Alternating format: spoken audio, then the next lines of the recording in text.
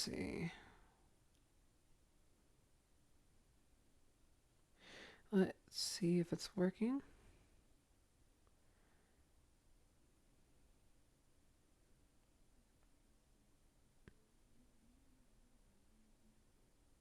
All right. Let's see. It's not working out.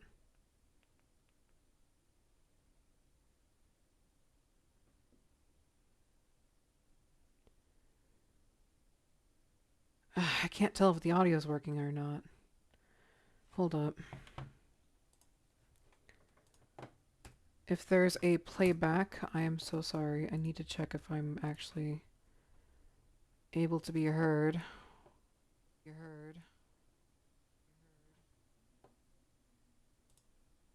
Okay, good. So, I am starting up a game that I had played, what was it, 11 years ago? Because it's been,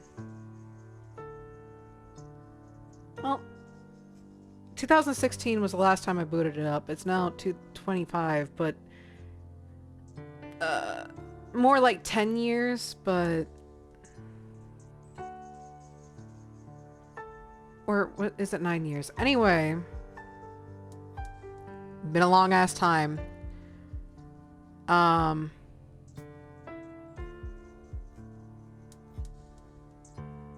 Here, let me change the title. Am I able to change the title of the stream? Hold up. I'm gonna have to... I suck at basic math. I'm so sorry. Oh, I write down 9 years. There we go. I don't know if it's gonna update the stream title. Hopefully it does, or else this is gonna get really awkward. Yes, it did. Okay. So that's more accurate. Anyway, I tried this game like a long time ago, but when it came down to it, I couldn't beat it. Like, I kept on dying to the most random of stuff, and so I gave up because I rage quit. But we're gonna try it again. And yeah, I'm gonna start a new game. Welcome to Bottom of the Well. This game is a visual novel, meaning it is a mainly text-based piece of interactive fiction, a book where you get to decide what happens next. Most of the gameplay consists of picking your choice from a selection of options, which will further the story. Bottom of the Well does have some gameplay aside from multiple choice though, the most important of which is the kind of Alice, our protagonist, you are going to play. For your first playthrough, we recommend you use default Alice, but the customization is there to be used. Even if you complete the game, a different Alice might have a very different experience. If nothing else, you might just find a new way to die. Yeah, I found a lot of that. Thank you for playing our game. Oh. Okay, I don't know. I kept on dying. I'll go with the default. The default Alice is capable of finishing the game to its true ending, but not necessarily through all branches. This Alice is career motivated, a friendly, somewhat lazy... This Alice is career motivated, friendly, somewhat lazy, a hopeless romantic with no survival skills at all. She makes up for it by being a good organizer. Okay.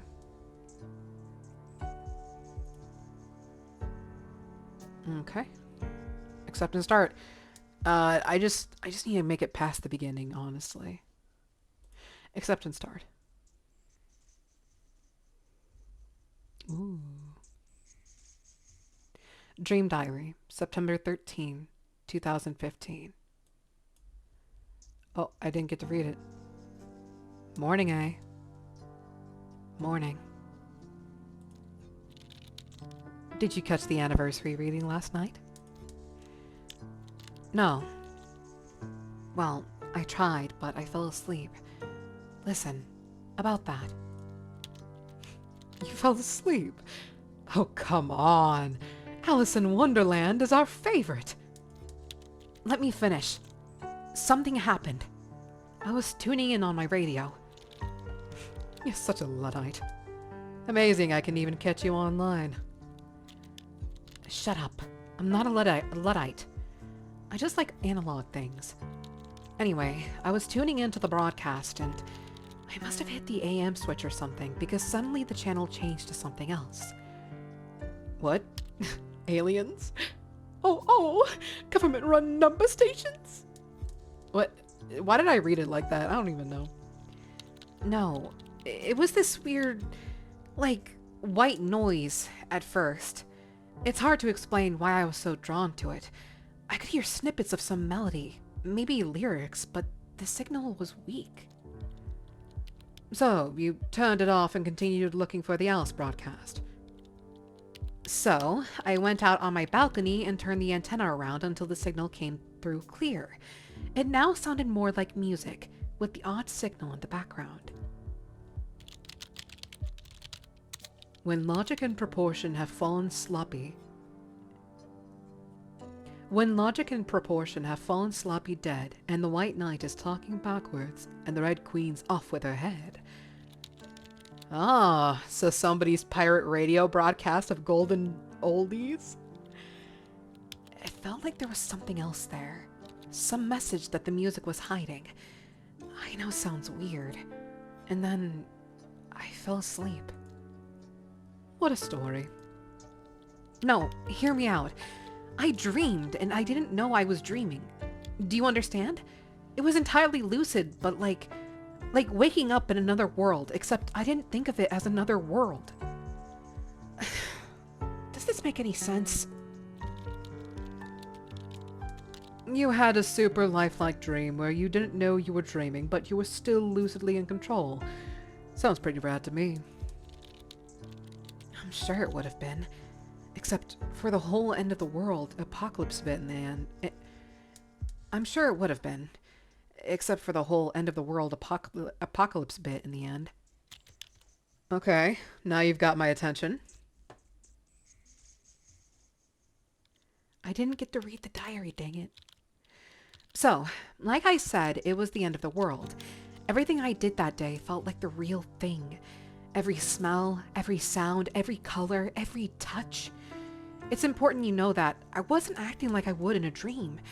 I didn't know it was a dream. Heavy. There was no warning. No build-up. Nothing.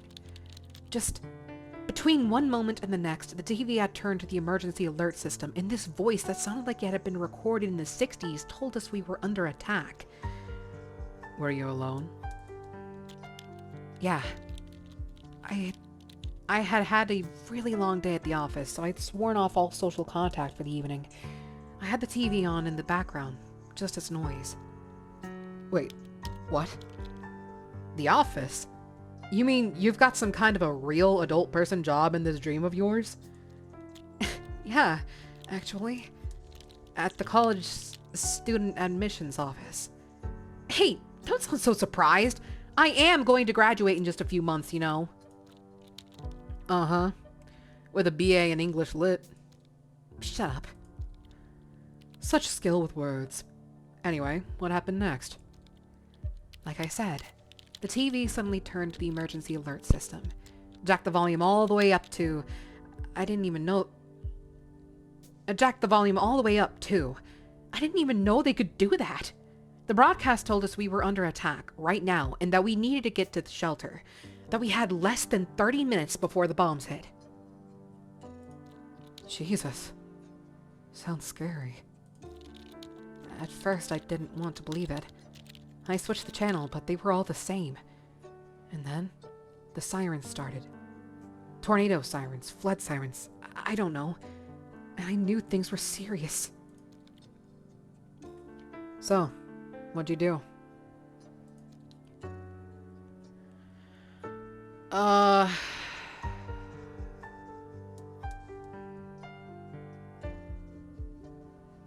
I went online to find out what was going on. More info, the better. Didn't you try calling someone? Like, your parents? Of course, I tried, but it was futile.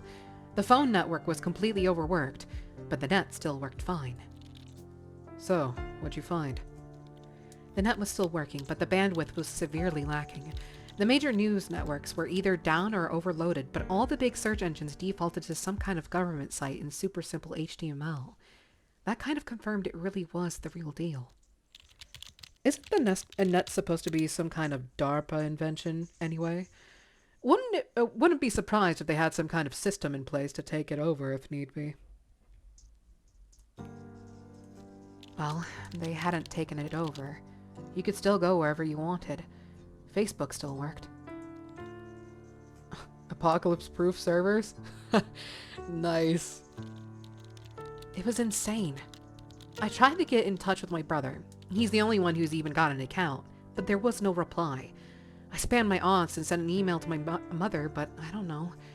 It felt like I needed to find someone right there and then. And?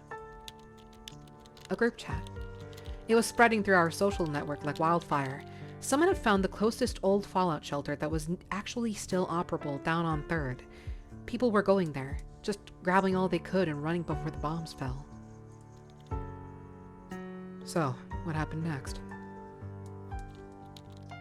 You know, I did find you online. That must have been useless.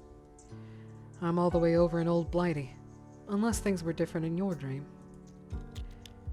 No, you were still in the UK. The bombs had already started falling there. You... Aww. You... disappeared. Aww, my poor man! There was nothing more to do. It was only a dream, Mel. Sure. So, then what? I immediately tried to call Ches. Ches? Who's that? My, boyfriend. I mean, I don't have a boyfriend, but in my dream I did. Wait up. Tell me more about this sudden new boyfriend of yours. I thought you were in the dating scene. Actually, I've been thinking about putting myself out there. Like, maybe some online dating app? Like, maybe some online dating or something? Although I'm kind of afraid to check OkCupid right now. What if there's a guy there named Ches? Good icebreaker. Hi, I'm Alice. I dreamed about you last night. You were my end of the world buddy. Funny. Aren't I just? You were saying about Ches. What kind of a name is that anyway? I wasn't, really. I mean, yeah, he was pretty hot, I guess.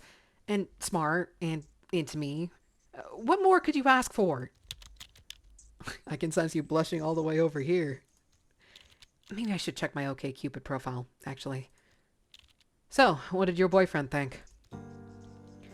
Well, first, I tried calling him, but all I got was a pre-recorded network busy message. But the net still worked, so I hit him up there. I mean, we did most of our communications in chat anyway. And he wasn't online. Kind of a dumb idea anyway, I guess. Alright, I needed to think about my options. I'm stalling for as much as I can. Okay, what was your plan? The broadcast kept saying to stay indoors, to keep all windows and doors closed. Stuff like that. Was it realistic of you to think you could stay in the apartment? Realistic? It wasn't like I had been through a lot of apocalypses before. I'm not sure what constitutes realistic.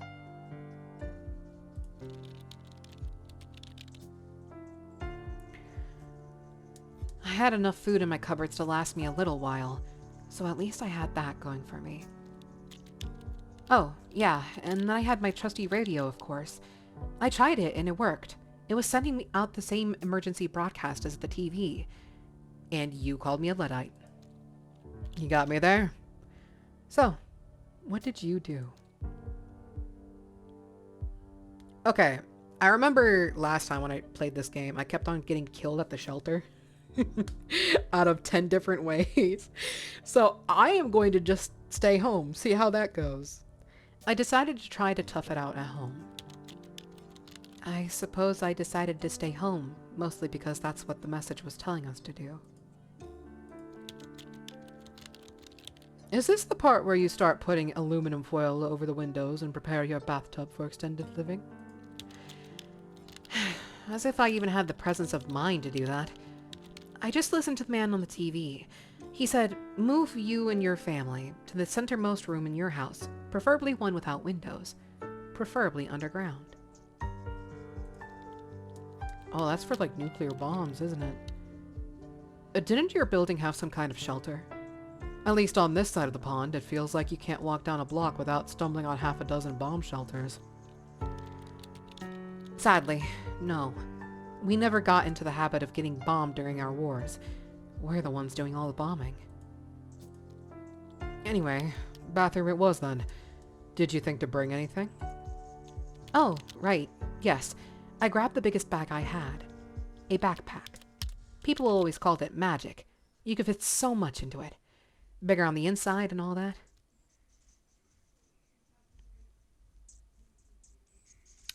So I'm going to take the flashlight. I'm going to take the food. And then I'm going to take the map. And I'm going to take the radio and a spare set of clothes, right? Do I have enough room for that?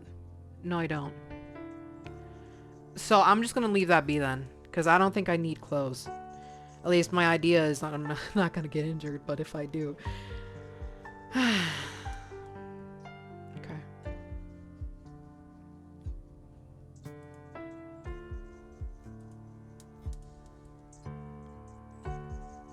The rest of my clothes are in a state of advanced disarray, but I've kept a set clean and folded in case I suddenly find myself on a date. My miniature sleeping bag. Always useful for sleepovers, but God knows how useful it'd be in an actual outdoors environment. Okay, so you hold down and look at it. That's cool. I never noticed that. Okay, exit inventory. Serious question. Why didn't you just bring your entire apartment with you in the bathroom? Serious question. Why didn't you just bring your entire apartment with you into the bathroom? I mean, like, bed, every scrap of food, etc. First of all, I was kind of afraid the building would, you know, collapse. I wanted to be ready to run, so I packed my bags in advance. Secondly, the truth was I just didn't come to think of it. I'm sure I had tons of other useful things lying around that I just didn't think to bring along. Alright. So, what happened? The end of the world? Come on, let's hear it. It took a lot longer for the bombs to begin falling than they said. I stayed online for as long as I could with my laptop in the bathroom. Door closed. Everything edible stacked around me. The news suggested that the US missile defense was working, but that it was shooting down the Russian missiles before they could land. That it was shooting down the Russian missiles before they could land. But I guess sooner or later, our luck ran out. Go on.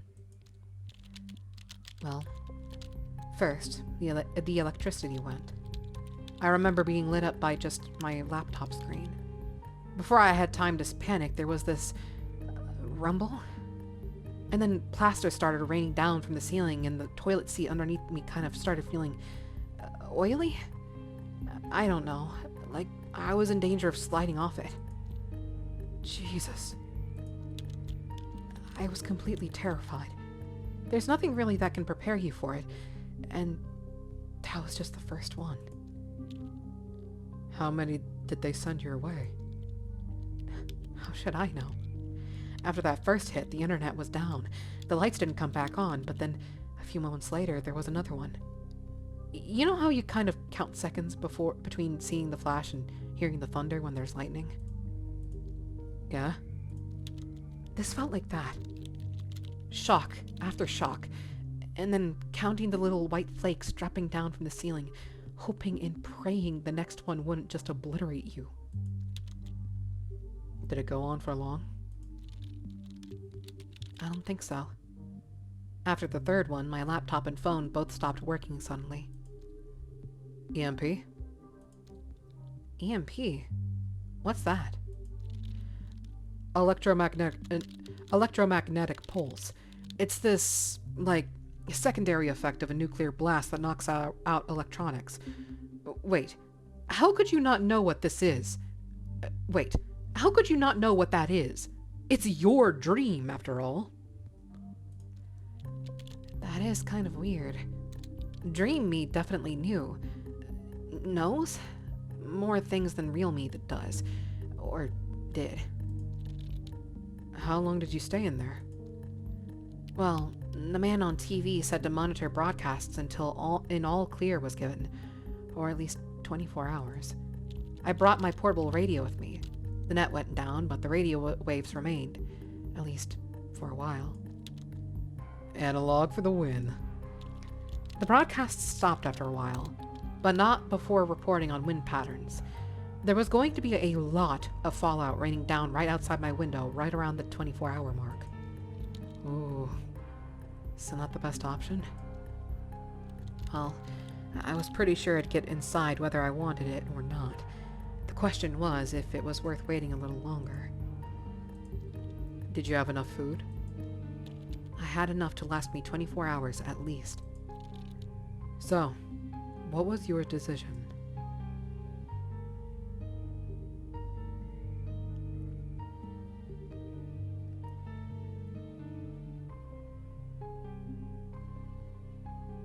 This seems like a nuclear blast. Immediately after the explosions would probably be the best idea, because no. I mean, neither of these scenarios, if I'm dealing with a nuclear blast, radiation would have already set.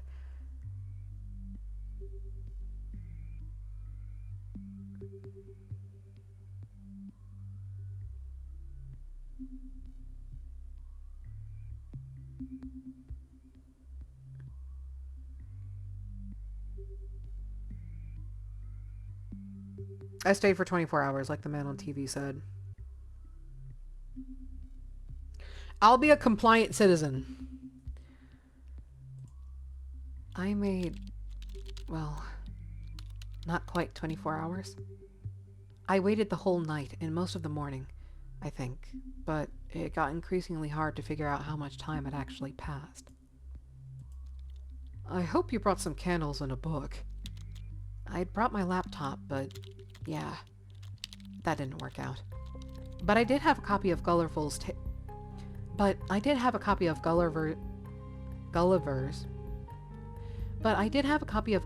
Travels in there. Oh, and Alice in Wonderland, of course. I didn't own any candles. Some English student I turned out to be. How archaic. Back to reading paper. Anyway, I sat on the toilet and read using the flashlight. It really did wonders to keep me distracted, and I had plenty of batteries. Wait.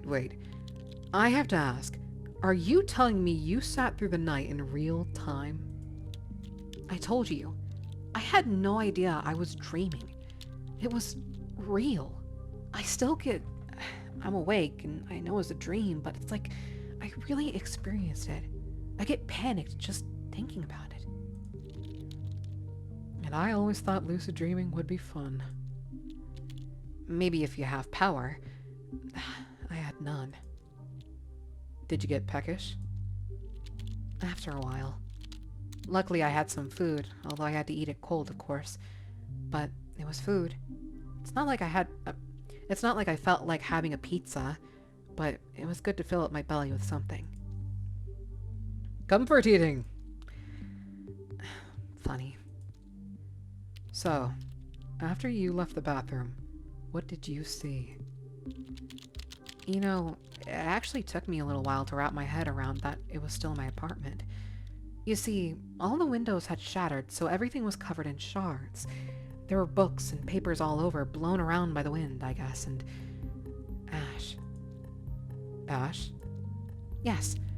I was in shock, like stepping into another world. I walked across this debris, glass crunching underneath my feet, to the window. Everything was gray, but I could see the morning sun through the clouds. It was snowing ash. That can't be good. Did the city stand? I think the city was making most of the ash. I could see smoke rising from what little horizon I had visible from my apartment, and it smelled of burnt and smoke outside. But it was also eerily quiet. What'd you do? I coughed up my living room? Seriously, though.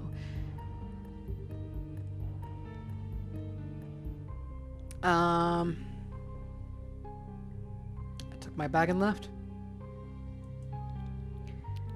I double-checked what I had packed and confirmed that everything I hadn't taken with me to the bathroom was ruined, covered in glass or ash, and radiation, presumably. And then I left. The reason why I didn't go back to see if there were any survivors was because of the simple fact that the buildings around her was starting to crumble and burn. I'm trying to live this playthrough, okay? I'm trying to live. I just noticed that rabbit on her shoulder. Did you need a flashlight? I took it out and everything, but there was actually a kind of slight light everywhere. How come? Well, there were a lot of doors on the opposite side of the corridor thrown open, and light was coming from them, which I thought was kind of odd. And I peeked in, calling out, "Hello?" and find myself looking out at nothing. You know, no walls, no floor, barely any roof left. No windows, no people. Oh shit. No, I didn't want to do that.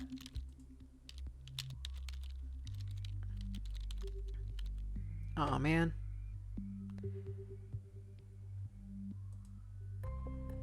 And beyond nothing. Just ruins and fire. The whole downtown area, gone. There was this thick ashy snow falling everywhere, a lot of it drifting inside. A sudden gust suddenly blew a face full of it at me, and I gasped.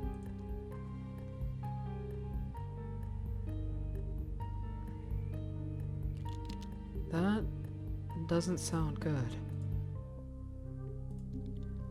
My stupid self was standing there, mouth agape, staring, so of course I got a lungful of it. Damn idiot me. I can't really do the sight justice thing. I can't really do the sight justice, though, and I don't blame the dream me for staring. Dream you isn't you? She is, and she isn't. It's hard to explain, anyway.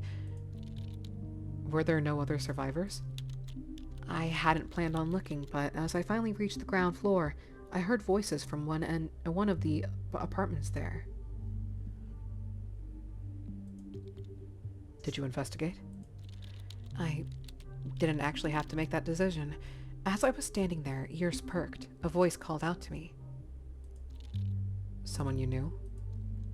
Yes, one of my neighbors. His name was Ross, and he and a small group of other survivors had gathered in one of the bottom floor apartments. There was a family with 2 kids, an older lady and the janitor. What did you do?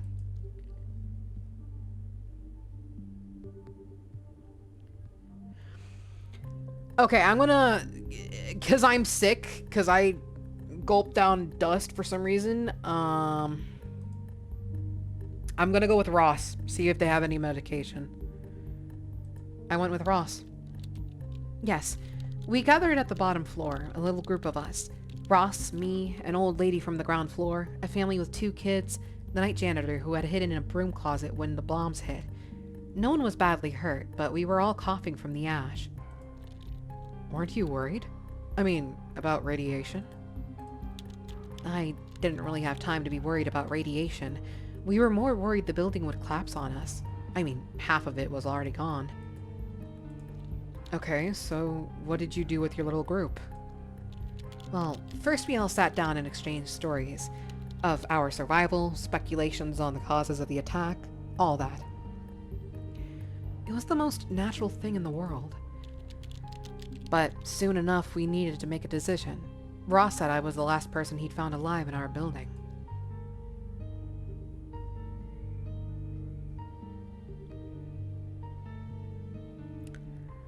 I have a feeling around this time the Fallout shelter will have a gang war going on. We are definitely not able to take on a full-on war. I suggested putting as much distance between Ground Zero and ourselves as possible. I argued strongly that we needed to leave, right then and there, but what? But they wanted to stay. The family with the child, he'd started feeling bad, nauseous, diarrhea. He wasn't in any shape to walk anywhere, they said. What about the Fallout shelter, if they were reluctant to move far? I thought about suggesting that. So, what did you do?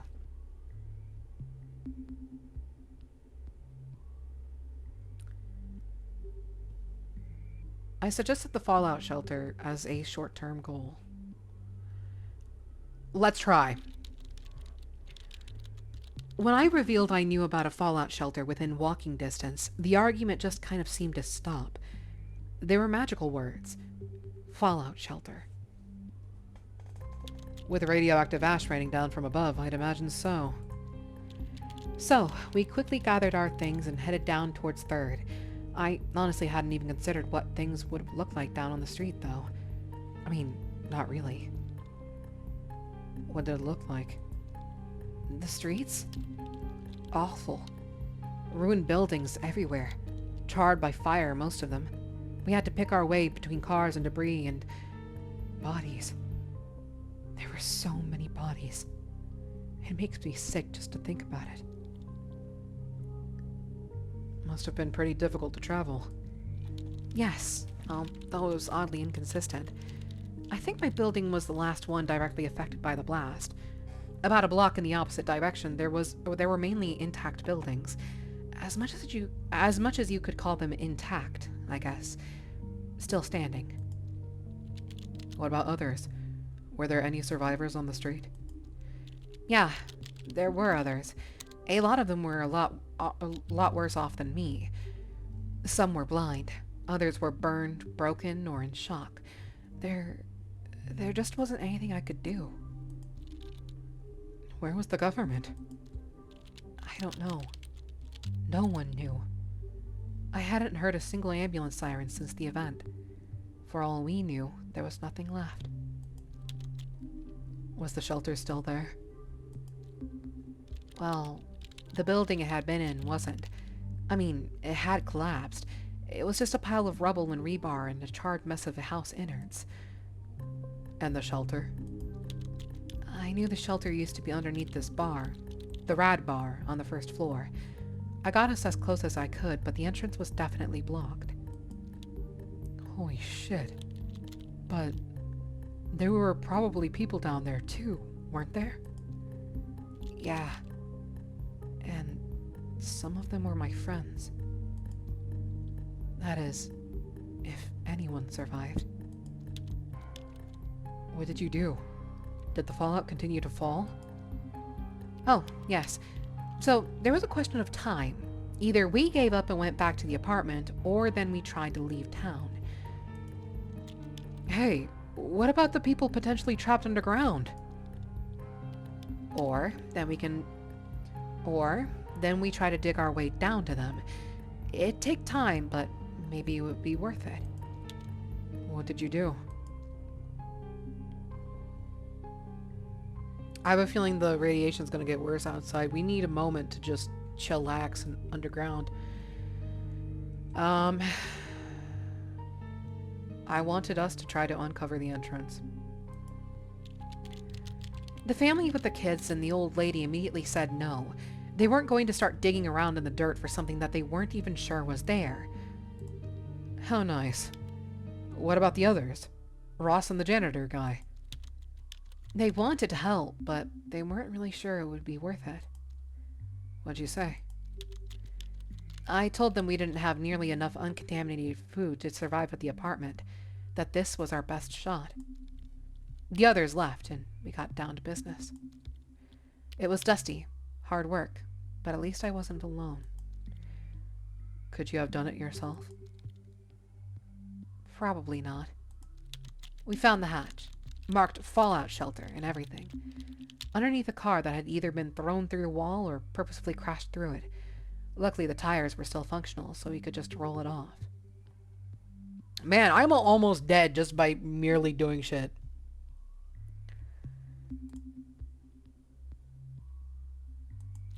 Holy crap. Okay, so what did you find underneath?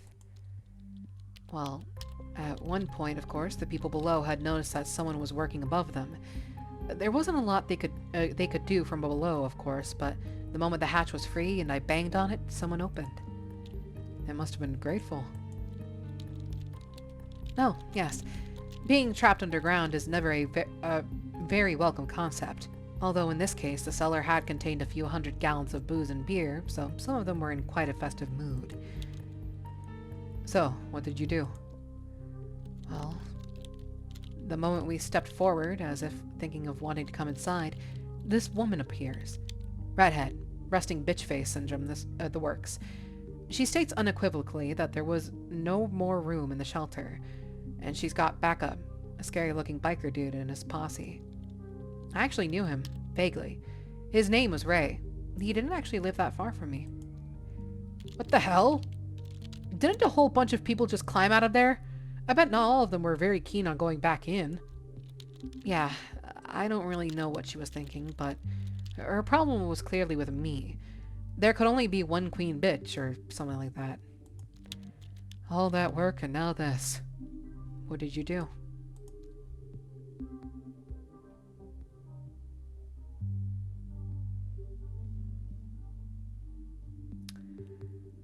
I am next to croaking at the moment.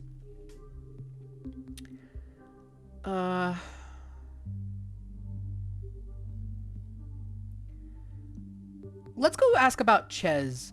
I wanted to find out about what happened to Ches.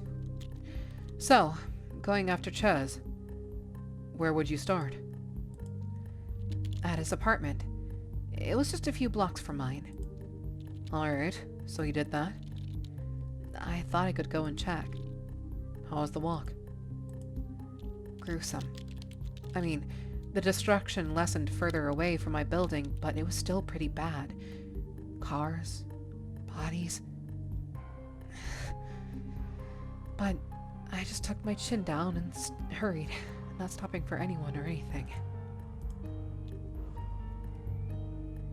Did you have the key? Of course not. But that didn't matter. The door to the building was unlocked, and when I got up to his apartment, I found the door left open. He must have left in such a hurry he forgot to close it behind him properly. I still knocked before entering, but there was no one there. Huh. So, what'd you do? It was familiar to me. His apartment, I mean. We actually... when we met, we... Say no more. Yours or mine, etc. Damn, what a dream. Uh-huh. He had some food I could eat. Fresh fruit, that kind of thing, so I availed myself to that. Did you find out where he'd gone? It didn't take long. He had these pictures of his sister and him everywhere. I hadn't really noticed them before. She was in a wheelchair in most of them, and on his fridge a post-it with her address and phone number. Explains the rushed exit. Yeah. Anyway, I now had an address. Somewhere to go. And where was that? Well, pretty far, actually. Out in the boroughs. It'd take a while to walk, what with all the public transportation out of order. As if you'd let something like that deter you.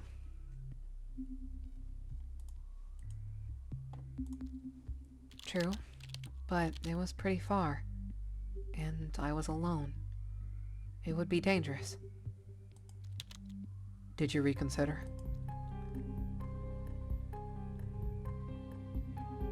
No, I wanted to find him, even if it was dangerous. At this point, I'm dead. You okay?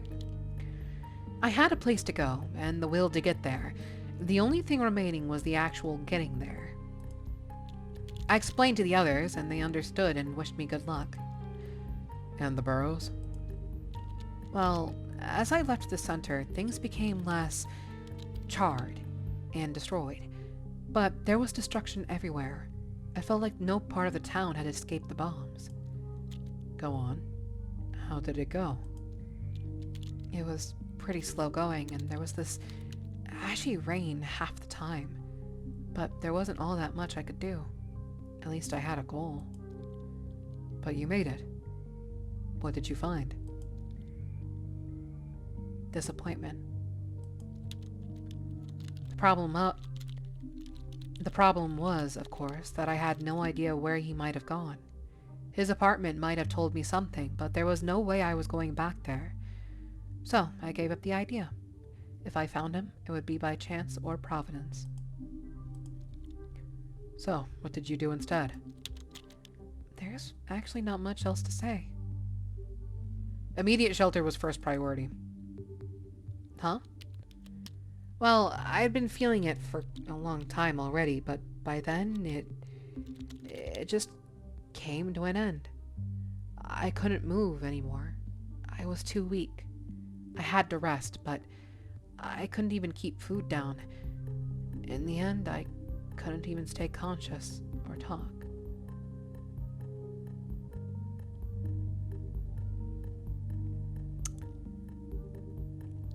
Bro, I'm dead. I'm literally dead, bro. It's... God dang it. Okay, at least I went down a different path. For as long as the supplies lasted. Radiation poisoning? I wanted to keep going. Yes. Of the acute, bad kind. I suppose it's lucky I can't really say much more of my last time on Earth. I was too delirious, too out of it, to really notice or realize anything anymore.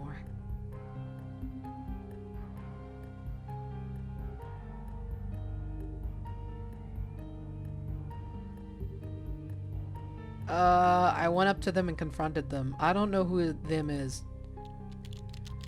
I came in and out of it, but mostly I remember incredible pain whenever I was conscious.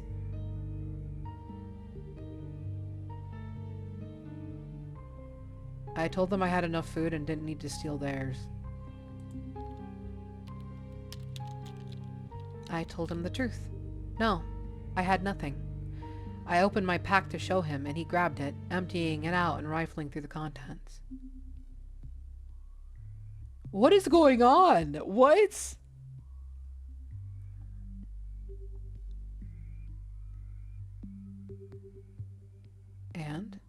And thus concluded my dream.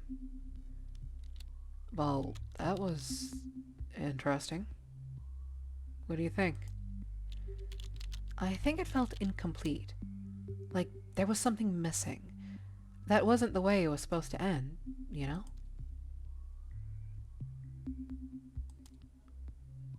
Dreams are supposed to end in certain ways. This one was, I think. It felt like it was trying to tell me something, but I wasn't listening closely enough. Maybe you can try again next night. See if you hear the same recording. Speaking of, what frequency was this on? That's, that's the weird part. When I tried to see, I realized I had hit the right channel, and that it was in fact reading Alice in Wonderland. And this isn't exactly some obscure number station frequency on the AM bands. Well, maybe you'll dream it next night again anyway. That's the good thing with dreams. You can always dream them again. And maybe do something different the second time around. So much for concerned citizen. So, what'd they do then? What? I have a feeling it glitched out for a second there. Yeah, it definitely glitched out for a second there, because it was still asking me for choices. Okay.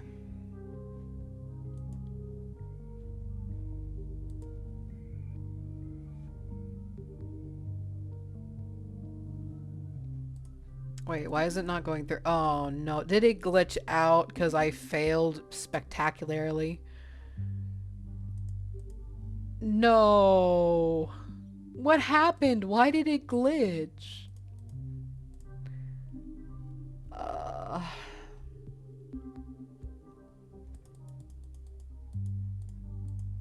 oh my god. No, you can't. You can't be serious. Ah, frick. Okay, I'm gonna have to close this. Close window. Okay, well, either way, I lost to that one, but that's okay. I'm gonna open up this thing again.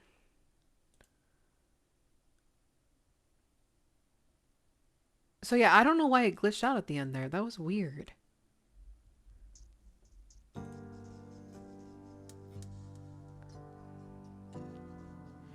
And of course, I don't think there's a way to um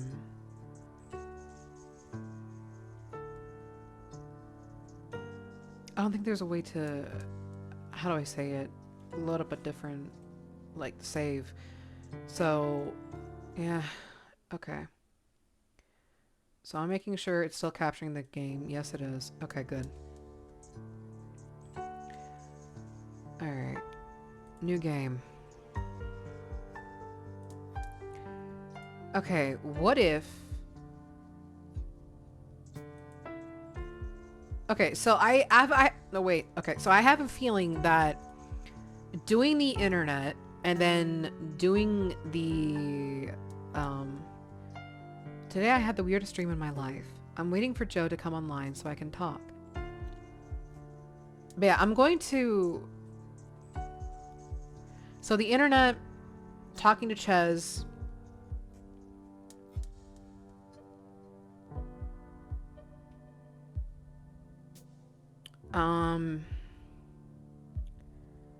And then I guess going for a shelter and trying to not get radiation poisoning. Skip.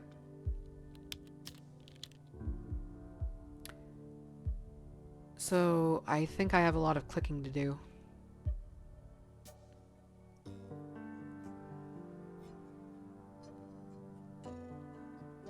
Because I don't think there's a way to skip dialogue, is there? Oh, should I have just clicked on next? It's taking a while. Dagnabbit.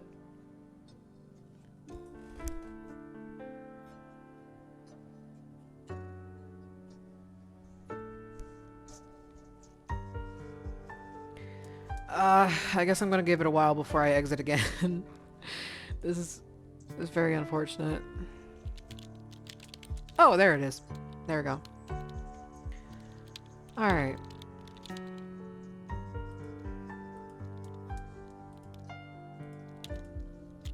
Okay, so I can skip it. So, I went to online to find out what was going on. Then I immediately tried to call Ches. The Fallout shelter seemed like the best option.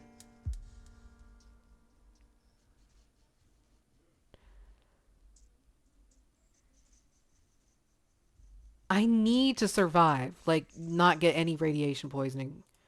So I kept on dying at this part, but I need to try. The old Fallout shelter was down on 3rd. It wasn't far. Close enough to walk, anyway. Did you think to bring anything? Oh, right. Yes, I grabbed the biggest bag I had. A backpack. People always called it magic. You could fit so much into it. Bigger on the inside and all that. So, I'm going to take 2 days worth of food. I'm going to take the radio, the map, and the flashlight. Because that seems like the bare minimum that anyone would need. Take the... Okay, so my things are full. That's okay. Well, go on. What was it like? Did you run into trouble? You could say that. God, that shelter. So, I headed towards the shelter from my apartment. I'll admit, I was still kind of hoping it was all just some kind of big false alarm and by tomorrow everything would be back to normal. Like an extreme version of Orson Welles' War of the Worlds broadcast. Actually, the panic that radio show caused was greatly exaggerated. Probably by Welles himself. And it worked. We still remember it today. Great ad campaign. Guess that English Lit degree is coming to some use at least. Yeah, well, it didn't really feel like it. I remember trying to think of words to describe the way the streets felt, the way the city sounded. Turmoil, chaos, anarchy, tumult, pandemonium. The capital of hell. Now, who's got a degree in Lit? Stop stalling. Yeah, it's just so fucking... Damn. Like I said, everything felt so real. The panic in the streets, the accidents everywhere with no emergency responders showing up, and the ever-present siren. It was like everyone walked with their eyes to the sky, just expecting to see a flash. Did you make it to the shelter okay? The shelter was actually in the basement of a bar. They used it as storage, which was handy since there was a door towards the street. But there were no signs or anything like that anymore. I just knew about it from the Facebook conversation. Okay. Wait. Isn't that the... Okay. Wait. Isn't that bar you always go to? The Rad Bar? Yeah. Go on, Alice. Did you get in? I went to what I thought was the side door. It wasn't the kind of alleyway I'd usually hang out in. I could just imagine junkies and hobos sleeping among those trash bags. Anyway, the suspense is killing me. So, I knocked on the door and then immediately tried the handle. It was locked. Nothing happened for a while. And then the door opened, just a bit, and she stuck her head out. She? The bitch queen. She was this redhead chick who had taken charge of everything in there. She was the one who originally posted about the place, so I guess she felt she owned it somehow. She stood there in the doorway, looking me over, and then basically said, "We're full." Like it was an exclusive club. I can't believe they'd just keep you out for no good reason. Was it actually full? Not a chance. There was a sign on the door that said capacity 100. There was just no way there was 100 people in there already. I said as much. She didn't reply.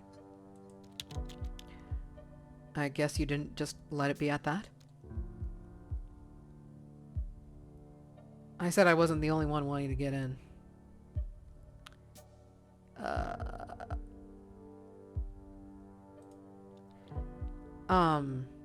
But it was just you. Yes, but, like, in theory. There'd be others than just me. Did she buy it? She looked behind me, and back at me, and then repeated, "I'm sorry, but we're full." What'd you do?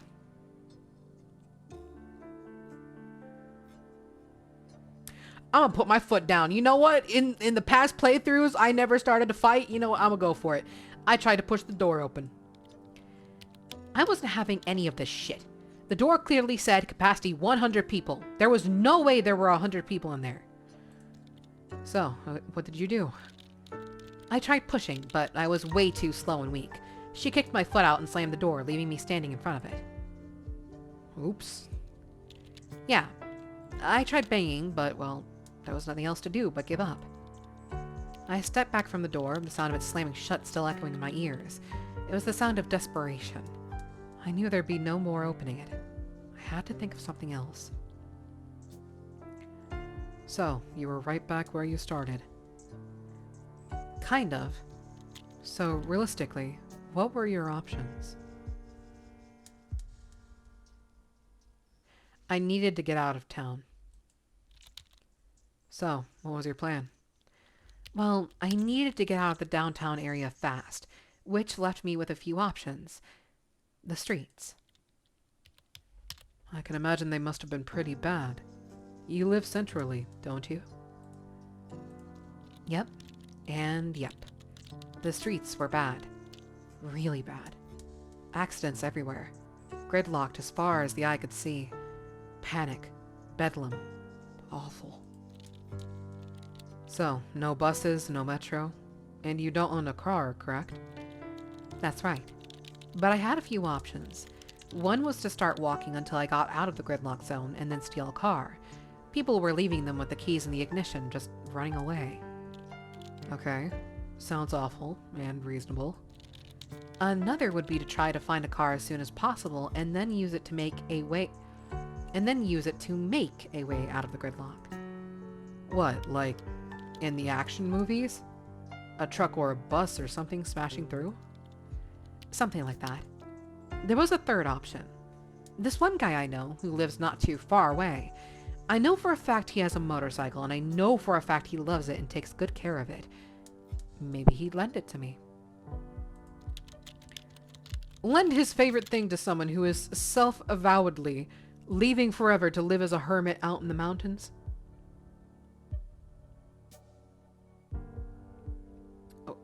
Lend his favorite thing to someone who is self-avowedly leaving forever to live as a hermit out in the mountains? I'm sure he'd be thrilled. Maybe a bit of a long shot. But I do know him pretty well. Maybe he'd consider that better than having to watch it melt in a nuclear furnace.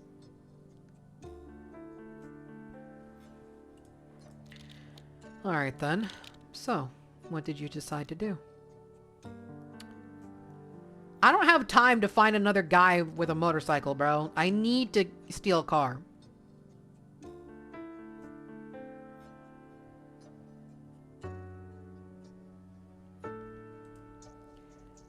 Uh-huh. By your description, this seems like kind of a bad idea. Well, finding a vehicle was easy, but they had all been abandoned for a good reason. They weren't going anywhere. I had to find one I could feasibly get out of there with. An abandoned one you could feasibly get out of there with. Right. So, how did that go? I wasn't really sure what I was looking for, just that I needed a car stat. I found a station wagon open and with a key in the ignition, no sign of the owner. I jumped in and gunned it, and got maybe half a block before I hit something complete traffic stop. Everyone was beeping, people were abandoning their cars, all traffic rules forgotten. I'm not sure what else you expected. Yeah, well, I decided walking was the best option. The whole downtown area was gridlocked, cars everywhere, people running down the sidewalks and the sirens blaring. It was like one of those disaster movies. No hope of driving anywhere, at any rate. But where was everyone going? Most of them weren't going home, I think. People were just in the wrong place at the wrong time. And there you were, running away from home. Once I made my decision, I stuck to it, no matter how much I was filled with doubt. Half an hour was nothing. Nothing at all. But luckily that estimate was completely wrong. Sometimes I'll walk half an hour in the wrong direction just because I stubbornly refuse to believe I'm lost. I didn't know what was the right direction, but I did try to get there as fast as possible, although that was a lot harder than I thought it would be. I was swept up in a mass of people and manhandled in the wrong direction more than once. Every few minutes I stopped to consult the map to make sure I was going in the right direction. Was there any danger? Like, people attacking each other or something? No. I thought we were all going in the same direction, but then I realized that the crowd was heading somewhere I hadn't planned to go. A subway station. What'd you do? I was swept along. It was that or get trampled or pinned against some wall. I finally managed to disentangle myself with the stalled mass of people just outside the entrance. Apparently it was closed, and people were trying to break through the gates. By the time I was out, though, I had lost a lot of time. Time. Yes. Isn't that the thing you're fighting here? How far away were you planning on getting? Well, a lot further than I had gotten at that point. I could practically still see my apartment building, but the crowd was slowly thinning at least, and I actually saw a vehicle in motion, an ambulance, weaving between stalled cars with the sirens blaring. What'd you do?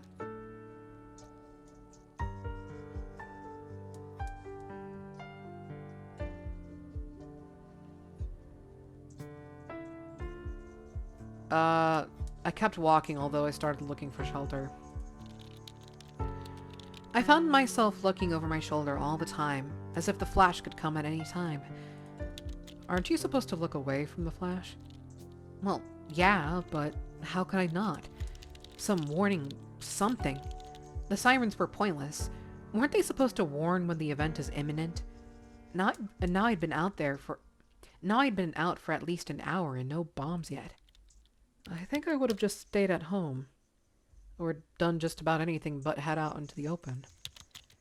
You do that when you have this dream. I did what I did. So, how long did you risk staying out?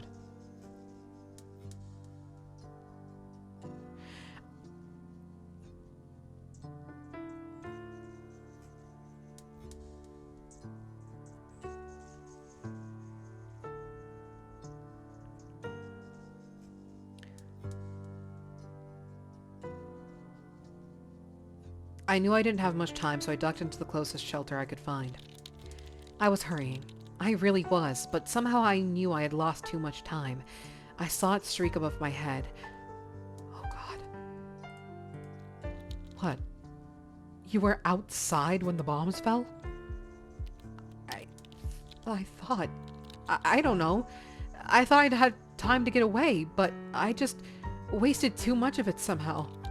I was out on the street when the initial shockwave came.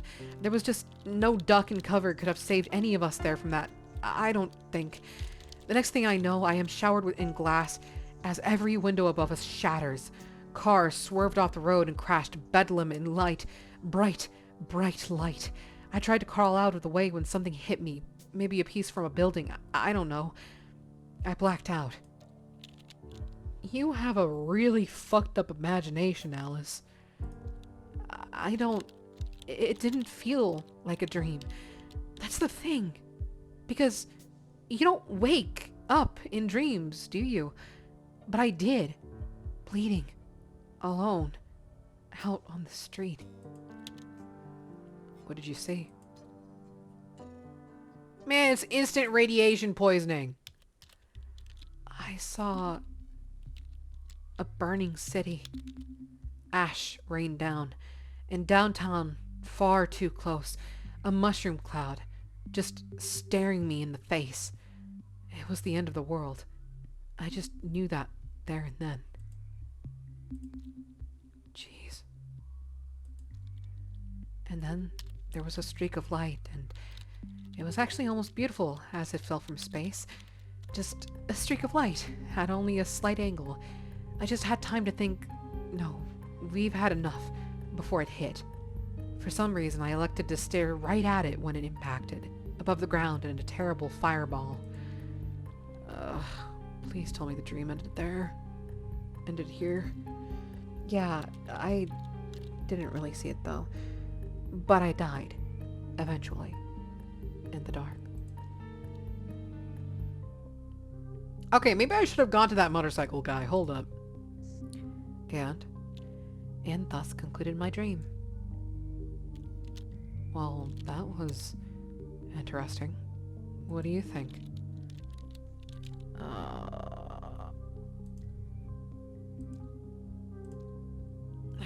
Dang it. Okay, so internet, try to call Chaz, leave for a shelter, get kicked out, and then search for the motorcycle guy, because I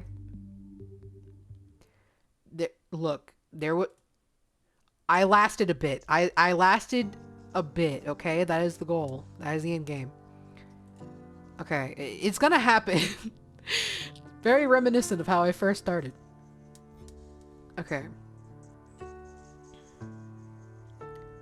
God, I feel like I'm going crazy. Indeed. Indeed. Okay. I went online. I tried to call Ches. That didn't work. The Fallout shelter seemed like the best option. Gonna take a flashlight, a map, a radio, take 2 food, and then that is it. And the rest is comfort shit. We don't need that.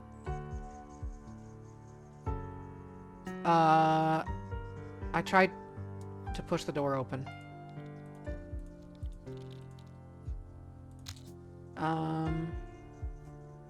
I need to get out of town. To try my luck with the motorcycle man. The motorcycle seemed like a good idea at the time, except that when I arrived at his building, the first thing I saw was him outside, prepping his ride together with a group of similarly attired, similarly equipped motorcycle guys.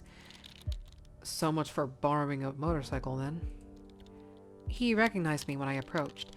He looked pretty distracted, packing up the saddlebags on the motorcycle with all kinds of things, but he stopped for a second to talk.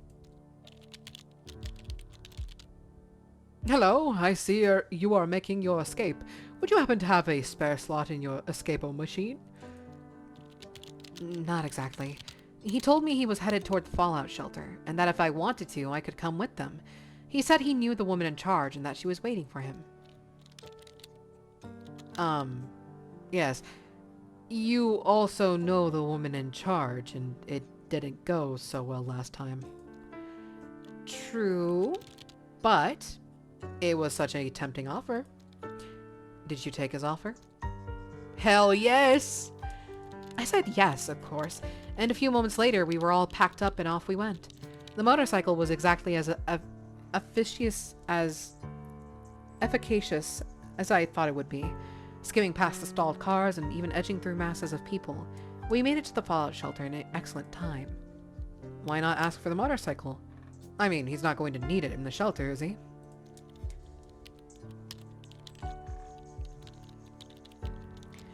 They stashed them very carefully inside the garage out of the Rad Bar, which was right next to the entrance to the Fallout shelter. Ray had the key and locked it tight. He seemed pretty sure he'd get them back after whatever this was had blown over. Point being, no bikes for me. The door to the place was in a side alley where the trucks came to load. When we arrived, there was no one waiting. There was no one else waiting. He knocked, and a moment later, she opened it. The bitch queen. Oops. She saw him, and I could see just this weight dropping off her chest. She was just so happy. And then she saw me. How did that go? She recognized me, of course, and immediately started telling Ray a million lies about me. It took about a minute of that before he and his posse were standing on the inside and I was still outside. He gave me an apologetic shrug before the bitch queen slammed the door in my face. What'd you expect? Yeah, well, there I was, the second time in front of that same damn door, except having wasted even more time. I had to make a call.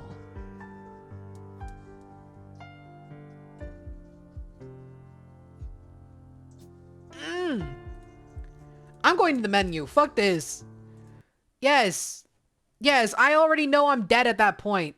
No, I didn't mean to exit the game. I meant exit, like, the playthrough. Jesus Christ. Jesus Christ, dude.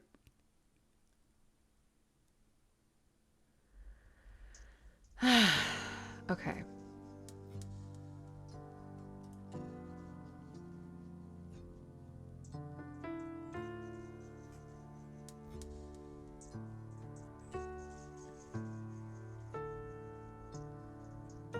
Hold up. I thought of something. I just thought of something that I could... Okay, accept and start.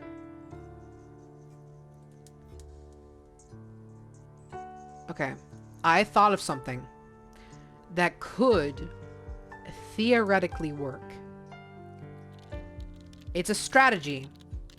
I have a feeling it could work with a game this delicate with the details. So... Okay. This could work. This could theoretically work. I said I wasn't the only one wanting to get in. I gave up.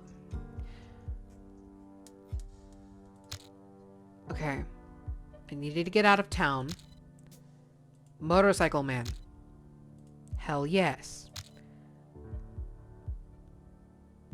What? Oh my god. This game is making me really... Time was running out. I headed back to my apartment. I hurried home from the shelter. It wasn't far and rushed up the stairs back to my apartment. I put the TV on and it immediately validated my decision. It told everyone to stay inside, at home, and to avoid panicking. Okay.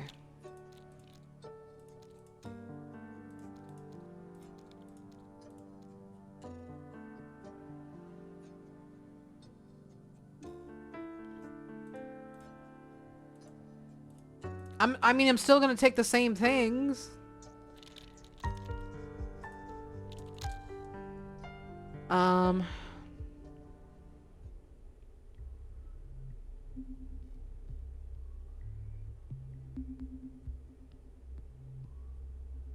I stayed for as long as I could.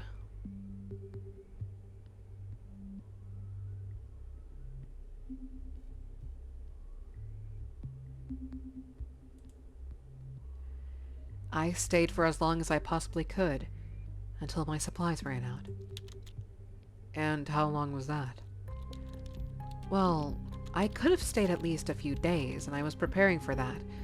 I hoped that maybe the internet or electricity or something would come back on, but it didn't look like it. The first 24 hours were alright, but after that, it got pretty miserable. The apartment was cooling down, and I hadn't thought of bringing anything to actually sleep on. But your room was right there. Couldn't you have gone and grabbed your mattress? I was tempted enough to crack open the door just a bit, just to take a peek, to see if things maybe weren't as bad as they'd seemed. But the glimpse I caught of the room outside convinced me otherwise. I closed the door quickly, although I think I let some dust into the room. Come on! That can't be good. I didn't feel any different. Not right away. I might have toughed it out longer, even, but that's when I heard a knock. What?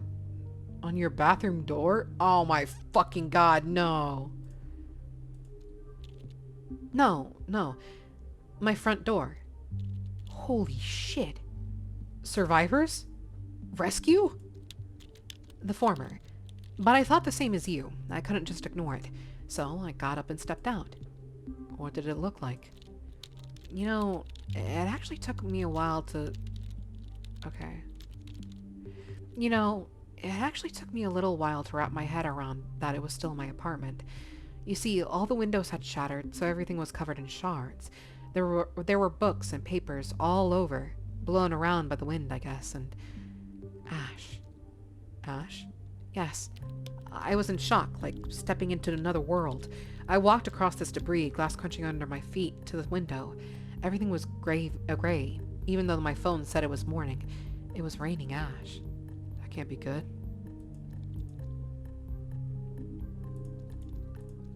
Except for the knocking. Yes.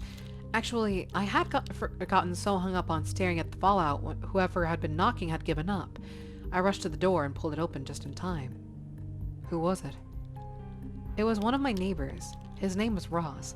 We'd actually hung out a bit at some point at some tenants meeting or other. I was just so happy to see someone else had made it.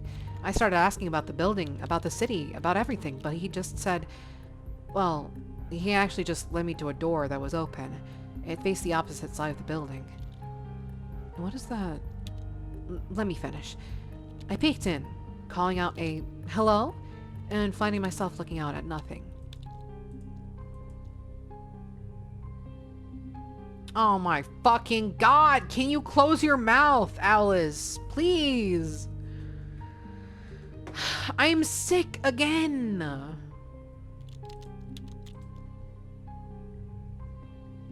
God damn it.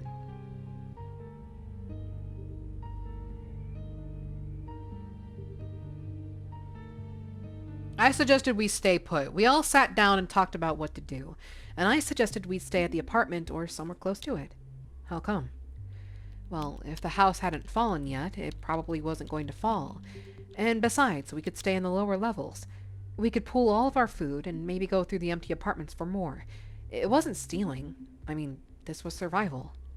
But the ash, the radiation. Yeah, I'm not saying it was actually a good idea. At least we got to rest.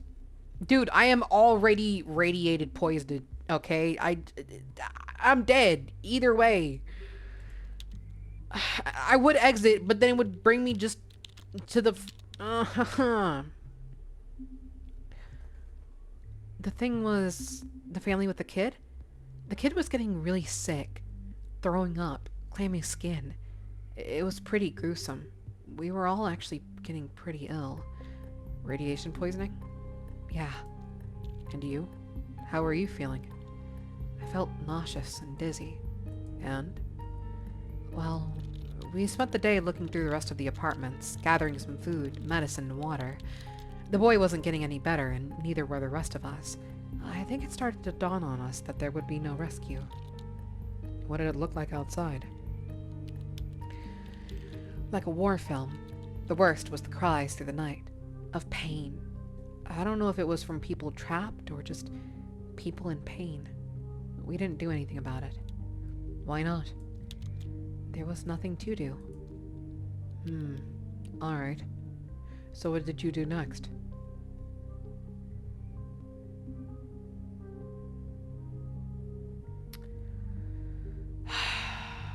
Look, can I leave? Can I start up a new game? I'm already dead, dude. Look at this character. I left on my own. I decided to leave on my own. They weren't surprised. There had been a couple of others who had also gone off on their own after they'd found them. This is a suspiciously involved dream, you know? Tell me about it. So, what next?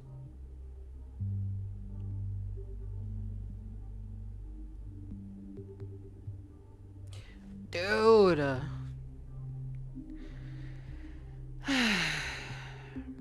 I wanted to find a safe spot, somewhere to hunker down. I wanted to move, but I wasn't prepared to travel far, not by myself. Okay. Okay, good. That ended my thing. I knew I was dead. Okay.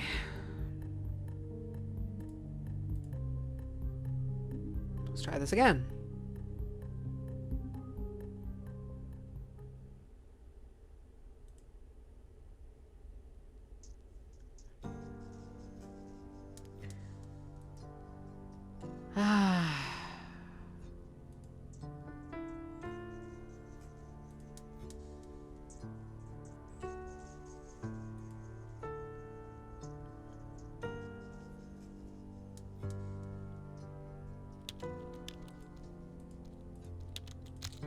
Okay, went online, called Ches, think about my options.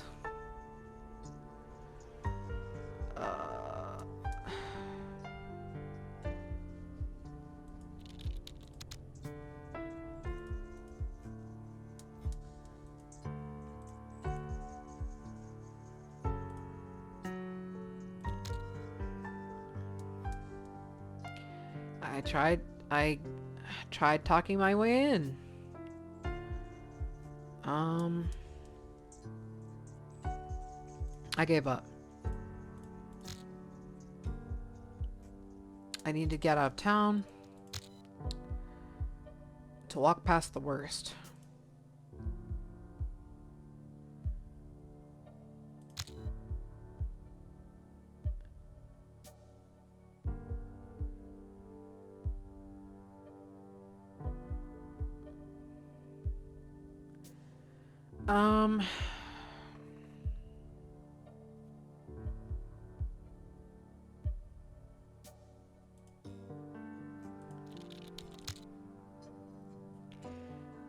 To get into the burrows.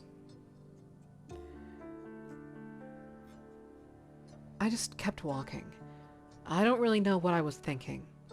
I don't think I was thinking. If I looked down and put one foot in front of the other, maybe nothing would happen.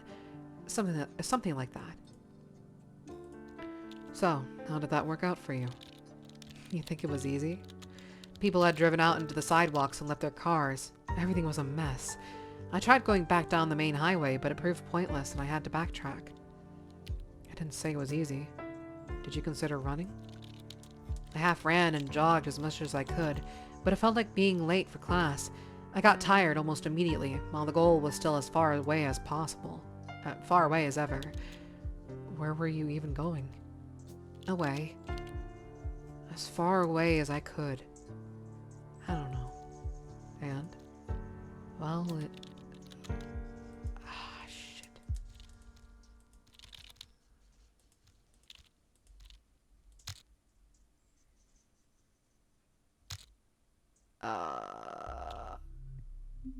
God damn it. How does one go about this? Come on. This was the issue I was going through. And then the game at some point, because I remember this, was like, oh, you enjoy killing Alice, don't you? Like, they were chastising me for being a sadist, but I'm over here fucking dumb as shit, trying to make it through, okay? The first chapter. It's not working. I wouldn't be surprised if it did it again, if it doesn't already do it.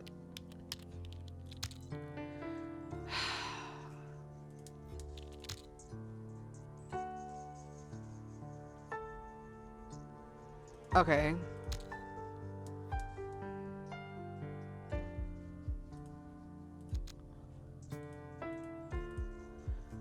Maybe if I rush to the shelter before the bitch does?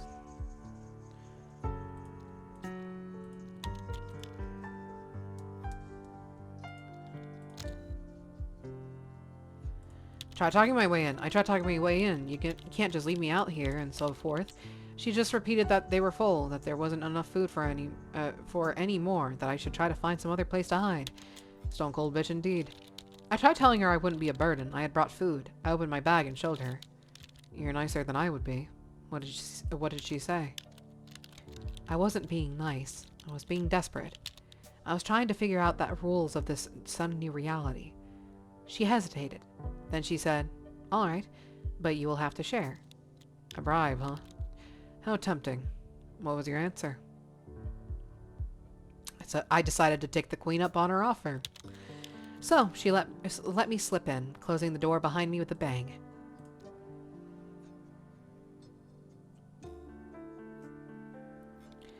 I barely had time to get my bearings before she started taking command again, telling me to hurry up and to empty my bags. Empty your bags?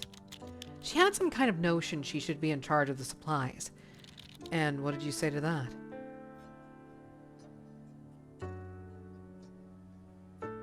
I asked her who the hell put her in charge. Holy shit, Alice. I didn't know you had it in you. This bitch has killed me in so many fucking playthroughs. I don't even know how to survive in the shelter. I don't know. I was tired, stressed out of my mind, panicking, and the bitch tried to keep us outside, and now she wanted my stuff? I didn't have time for her shit.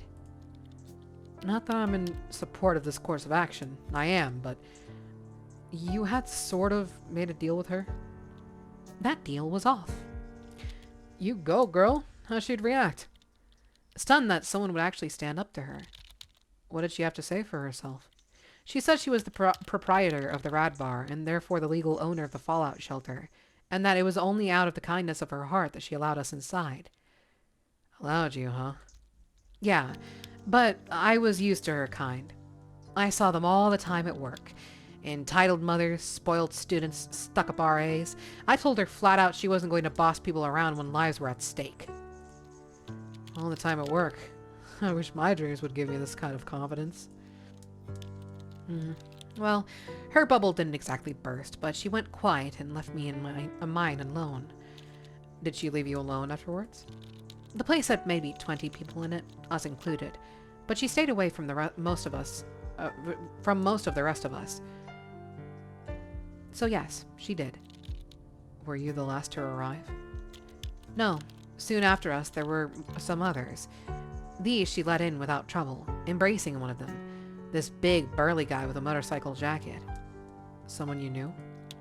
Actually, yes. Ray was his name. He lived pretty close. I mainly knew him for his love for motorcycles. I had no idea he knew the Bitch Queen. But the place was still empty. Yeah. Soon after, though, there was another knock. And this time, the Bitch Queen tried to do the same thing she did with me. What did you do? I stepped in. This was unacceptable. Damn right. When I raised my voice at her, she just turned red. What was your approach? I tried pushing my way in between, but she just pushed me back. Then she called for Ray. Suddenly I found myself alone, surrounded by a whole bunch of rather unkind gentlemen. You bit off more than you could chew? You could say that. She gave me an ultimatum. Step the fuck down right now or leave. What did you do?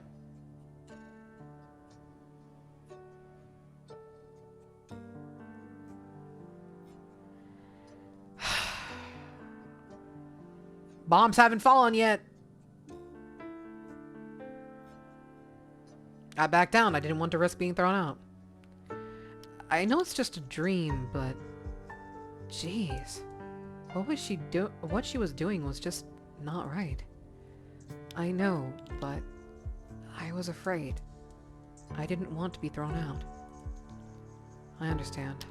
Still, it boils my blood. Well... Anyway, she and her friends closed the door and made sure it was kept closed. I really hope whoever was left outside actually left to find other shelter. Because when the bombs started to drop... Yes. The bombs. We were all underground, down a set of stairs leading to the actual bunker. It was filled with barrels and barrels of beer and other drinks, but at least there was light. For a while. So, what actually happened? The nuclear war? Yes. We had a radio with us, and we all sat clustered around it. At first, there were sporadic reports that the U.S. missile defense system was working, and that it was shooting down the incoming warheads. But then, the signal turned off. And, a few moments later, we felt the rumble. Holy shit. But, you were okay? The shelter did what it was designed to do, yes. Although at one point there was a terrible sound just above and the shelter was briefly filled with dust. I was pretty sure we were all dead. People were screaming, babies were crying, the lights flickered and died. It was the end. Holy shit. Your subconscious wasn't joking around. We subsisted on candles and flashlights and waited for the radio to come back. It did, after a while. What did it say? Just... about expected fallout patterns. It sounded very recorded, but I guess there had to be someone alive up there still clicking the buttons. But even that ended after a little while. Wow. Okay, so how long did you stay down there? Well, the radio said there was a cloud of radioactive ash coming our way within 24 hours, and told everyone to stay inside until further notice. Then it died. So, I guess you stayed at least 24 hours then? Of course. The problem came when we tried to leave. What? Well, the shelter was underground, underneath the big trapdoor. And the house above? It had apparently collapsed on the trapdoor. We tried to open it, pushed and pushed, but it wouldn't budge. Damn, that's like a real nightmare. Buried alive. Well, we had food down there for a while, and if we started drinking beer with our meals, we could probably stretch it out for weeks. Of course, then we'd all be kind of drunk all the time, too. But what then? Maybe there would be rescue? Maybe. But what if there wasn't? What did the others think? Ray and his queen wanted to sit tight and wait for help. A few of the others wanted to find an alternative way out, maybe through one of the ventilation shafts. A third option would be to keep working on the trap door. It opened out, but if we removed those hinges and got it to collapse inward, and then dug up through the debris, The radioactive debris. The radioactive debris. Anyway, people were getting very antsy, so it was time to make some kind of decision. So, what did you do?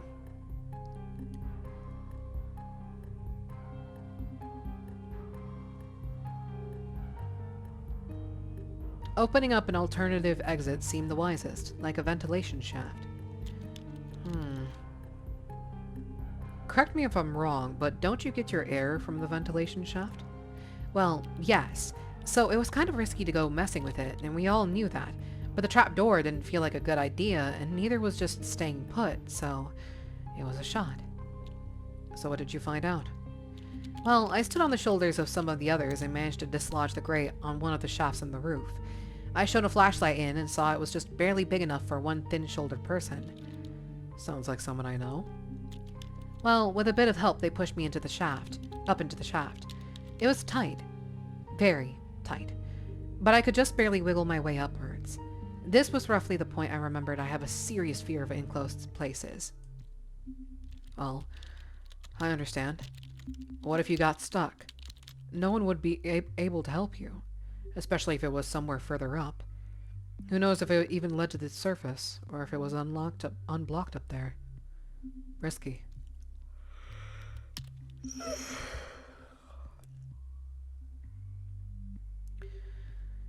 Yeah, I know. I, definitely had some reservations. So, what'd you do? I carried on with it and crawled into the shaft. Brave. It was that or remain stuck underground. Either way, I was going to die in the dark. Still, I think most people would prefer to delegate that, or then hope for the best somewhere else. Hey, don't ask me. I did what I did in the dream because that's who I was in the dream. I don't think it was me, exactly. It was more like a future potential me, you know? Sure, I guess. Anyway, crawl space. How did you do? It was tight, and it got tighter, fast. I felt like hyperventilating, but somehow I got my breathing under control. The flashlight helped a lot. I guess you didn't have a piece of mushroom that would make you smaller, did you? Did you? Very appropriate. No, I didn't. Anyway, somehow I managed to continue, pushing myself up the sides of the tunnel. I got so tired so fast. Every muscle in my body was burning. You can't have been that far underground, though. It must have been just a few dozen feet, right? Sure, but there were filters, and it was thin, and it went straight up, and yeah, it was not fun. The worst part was I didn't even have any proper tools with me, just whatever we had used to pry away the first cover. A claw hammer, I think. What was your strategy?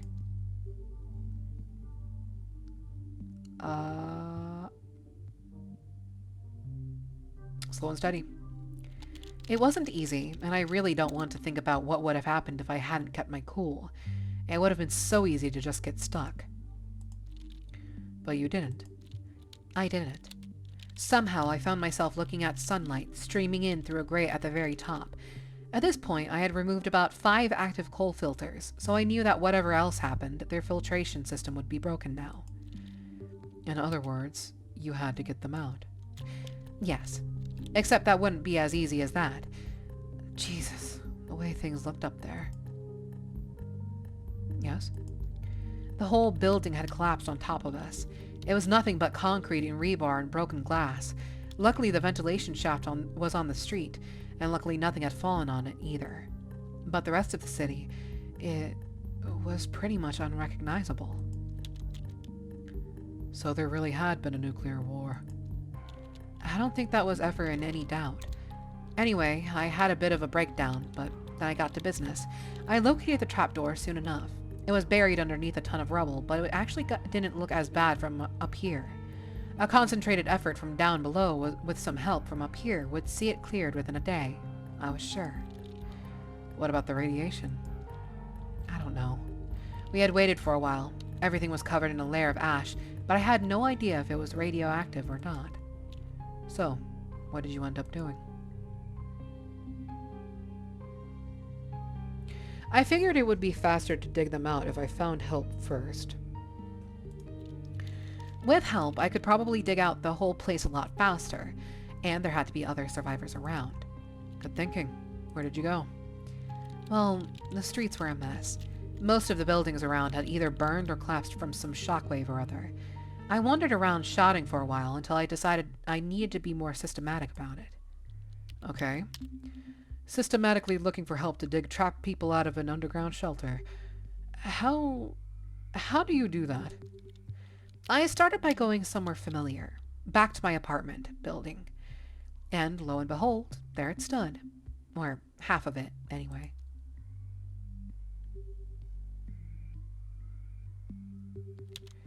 Was it badly hit? You could say that. As I walked up to it, I was actually amazed at how well preserved it was. But as I got closer, I realized half of it was just gone. And everything beyond it was a ruin. It was at the very limit of the instant death zone, I guess. Yeah. Well, now that I was there, I wanted to see what it was like.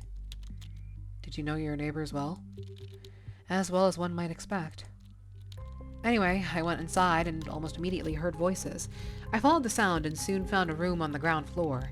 I knocked and a man opened. I recognized him. He was one of my neighbors. His name was Ross, and he and a small group of other survivors had gathered in one of the bottom floor apartments. There was a family with 2 kids, and an older lady and the janitor. Not exactly a Marine Corps detachment, but better than nothing. After sharing stories of survival, they had all hid in their apartments and hadn't really moved from the building since. I told them about the fallout shelter. Did they agree to help? The family's kids were both getting really sick. I think they wanted to find any place that was safer than here. The others also quickly agreed. With the group in tow, we returned to the shelter entrance. You didn't bother going back up to your apartment?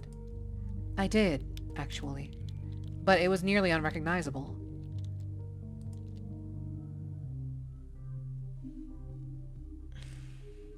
The windows had all been blown in, and everything was covered in ash. I looked at it for a while, and yeah, it felt pretty bad, but somehow there just wasn't anything there that I wanted. It felt good to shut the door behind me and leave. Interesting. Anyway, how did the whole thing go with the help? It was faster, definitely, but they still had to collapse the trap door from below. Still, we managed to get it done within a day. It must have been wonderful, though, to help dig out all those people. Were they grateful? Oh, yes. Although the bitch queen still held on to her fort. She said in no uncertain terms that she was staying right there, and that anyone who didn't want to wait for rescue was free to leave. And you? Were you free to stay? Not in a million years. Some of the others, though, the family with kids, were allowed to go down. It was me she went after. Queen Bee syndrome, maybe. And the rest? The others crawled up after me. They all wanted to leave, too. A few others joined as well, jumping camp.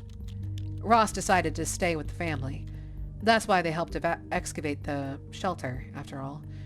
I said thanks to all of them and let them go. So, what did you decide to do?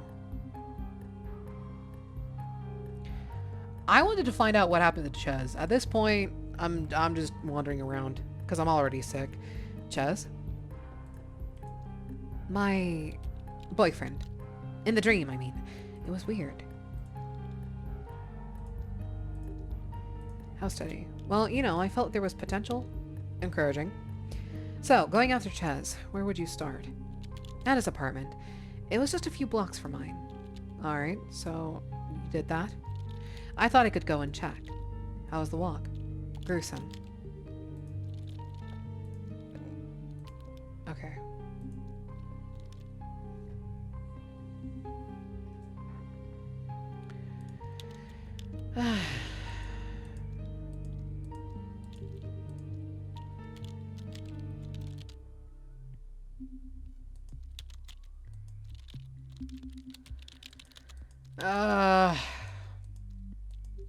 I'm terminally ill.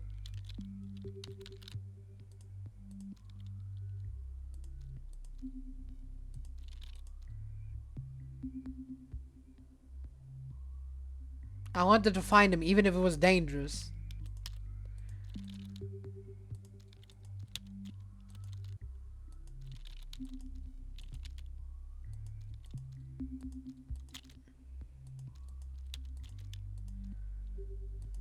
Uh...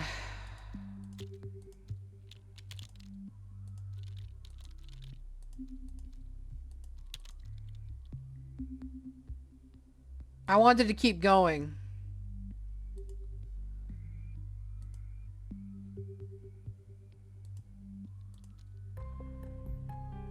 Uh...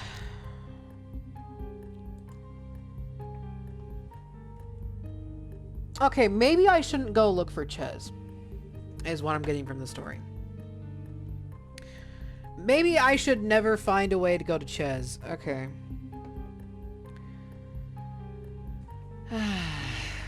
Okay.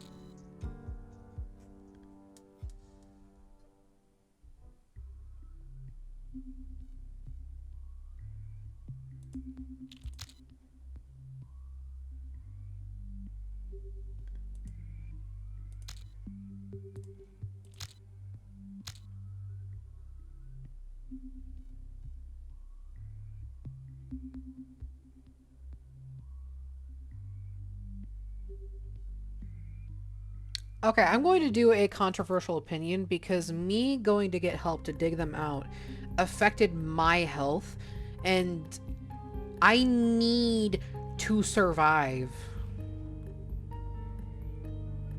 Helping them out made me sick, so I'm leaving. I left them to their own devices. Are you serious? Hey, you don't get to judge me. Dream me, anyway. The truth was, there was almost no one down there that gave a damn about me. I was done with that place. Besides, if I found the government, I'd let them know where to dig. That's terrible, Alice. People down there depended on you, and you just left them? Not cool. Dude, I am trying to live. I am trying to get past the tutorial, bro. Or whatever the heck this is. You weren't there. No, you're right. I mean, neither were you, technically. What did you do next?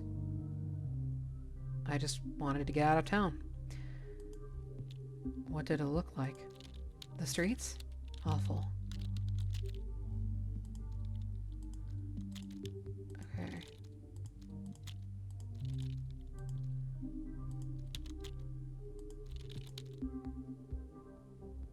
I started coming across survivors soon enough. People like me, some with backpacks and some with just the clothes on their backs. But it was absolutely wretched to see them. Some were staying put, but most were moving. Rumor had it that there was an evacuation center set up at the college. What, like your college? Yeah. Talk about going back to where you started. Go on. How did it go? It was pretty slow going, and even though I tried to keep out of the black rain, there wasn't all that much we could do, but at least we had a goal and others to help us get there. So, it was real? The evacuation center? Not so fast. There was a slight obstacle still on the way. Oh? What's that? The river. There's a river? Not something I had thought about either. I didn't live anywhere near it, so whenever I crossed it, I just drove over it. But there it was, a geographical reality. So, I mean, the bridges were surely still there. True, but when we approached them, we realized they were occupied. Uh-oh. By whom? I'm not sure. I saw them from afar and kind of ducked into cover. I saw them immediately. They weren't good news. They had guns and were harassing the other people who'd come to the bridge. I think they were mugging them. Did they let anyone pass? Yes, some. But I didn't know what the price was, or if they had some other criteria for letting people through. So, what did you do? I went up to them and confronted them. I'm practically dead anyway. Brave. I wasn't going to let them scare me. So, what were they? Just thugs? Part opportunists, part worried townsfolk. They claimed that they were protecting their part of the town from riffraff who were coming down from the city trying to steal all their uncontaminated food. That this was just a kind of concerned citizens roadblock. Conveniently in the way towards the main evacuation center. Yeah. But, well, I mean, they had a lot of guns, but I didn't really detect a lot of malice in them. It didn't seem like they particularly wanted to use them. So, what'd you do?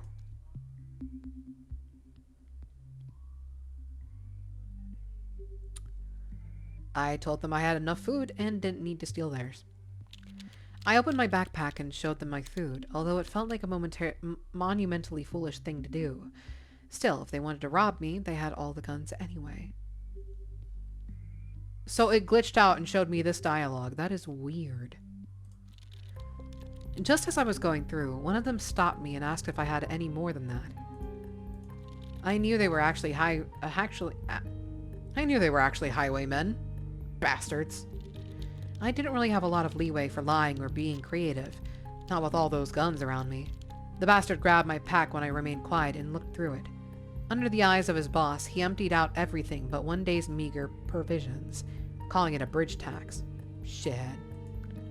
What a bastard. No kidding. I was just hoping I wouldn't need it, and they did let me go afterwards, albeit with a much lighter pack.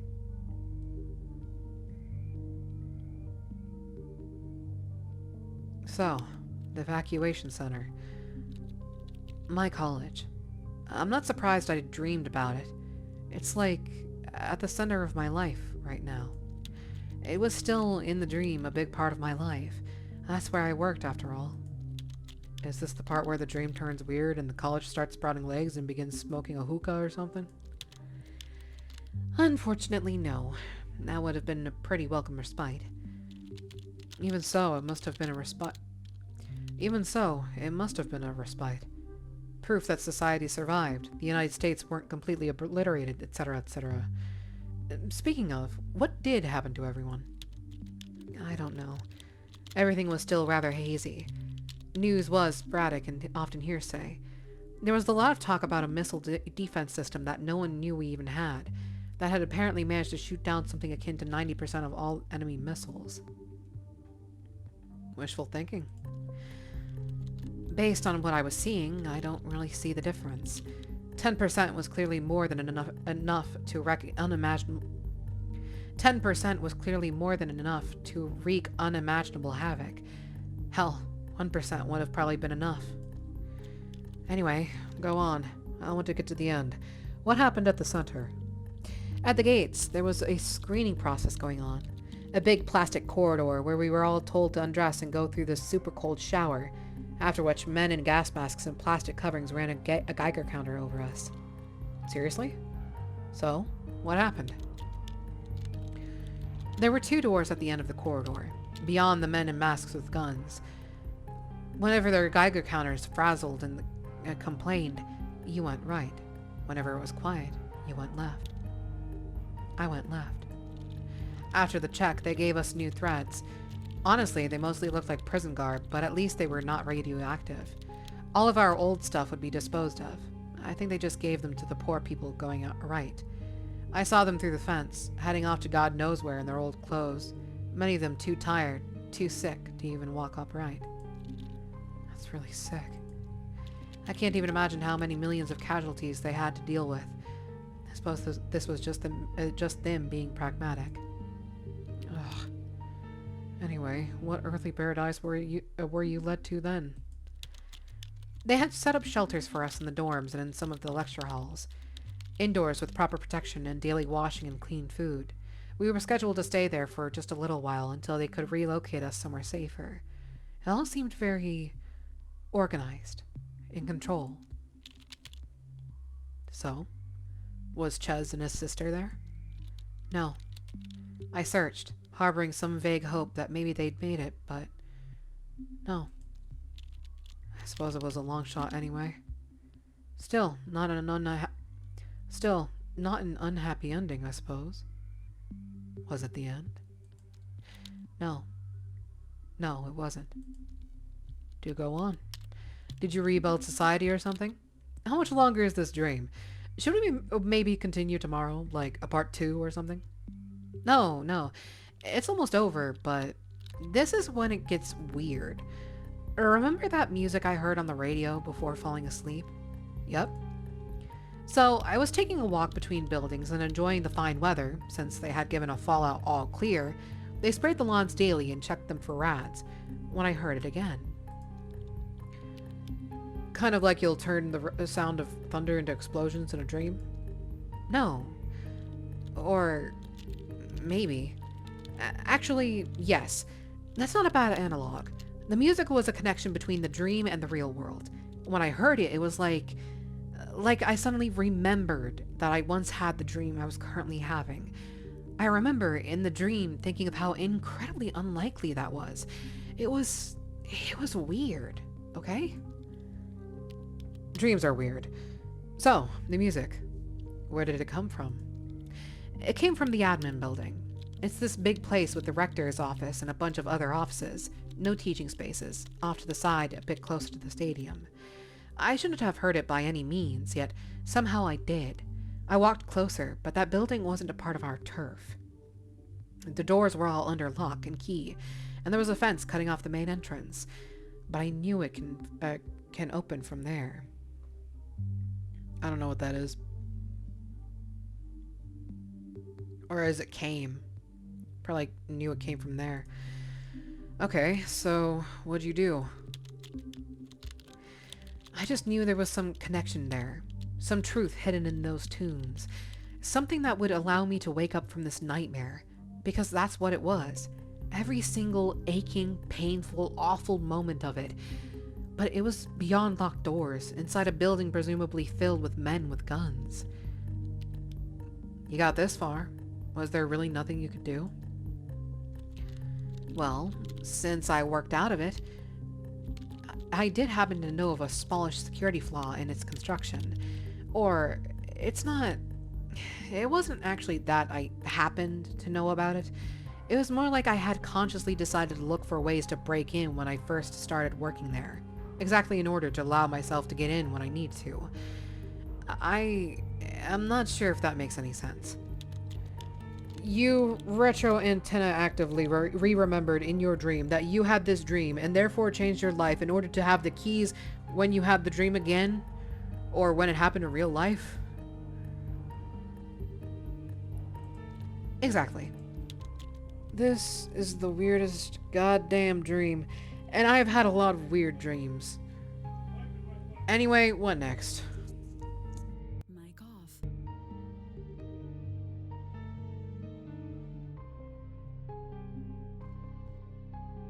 Mic on. Well, the security flaw was that one of the electronic locks on one of the side doors would actually just open if anything vaguely magnetic was passed over it. So, I borrowed a metal platter from the cafeteria and swiped myself in. It took all of 3 seconds. Nice. So, we got in. Guards, alarms. No, nothing. Just the music, ever louder. I followed it upstairs to the room of one of the professors of archaeology, specializing in South American history, I believe. Mayan specifically. I was pretty aware that it was possible whoever was in there would just raise the alarm and God knows where they'd throw me then. Maybe in with the sick. But the music. I had no choice. I opened the door. there was a man there. He was sitting behind the professor's desk, feet on the table, bobbing his head to the music. He had a head of white and a thick beard and was wearing a ratty old bandit t-shirt and jeans. Around his forehead he had a scarf. When I opened the door, I was greeted with the unmistakable smell of pot. His joint fell out of his mouth when he noticed me. One of the staff? No, but he definitely did not look government either. We stared at each other over the table. After a few moments, he picked up his blunt again, inspecting it for damage. Ascertaining it was fine, he offered it to me. Smoke? Did you accept? After all that happened? Hell yes! He offered me a seat and then handed me the joint. He was an older man, in his late 60s or early to mid-70s, but still looked sprightly. An old hippie. There was no malice in his eyes. He looked tired and sad, mostly. This is pretty weird. Call me Rabbit, he said. Sorry, don't mean to quote directly, but no, actually, I do mean to quote directly. I remember it all so clearly. Don't let me stop you, Alice. What the heck? I got an achievement. What the heck? We just quietly shared the blunt for a while, and then he started talking. He had a very pleasant, mellow voice. I fought in the war, you know? Vietnam, he said, taking the joint back and inhaling deeply. I was really good at what I did. Ranger stuff, behind the lines. Nasty, nasty stuff, he frowned. Weirdest dream ever.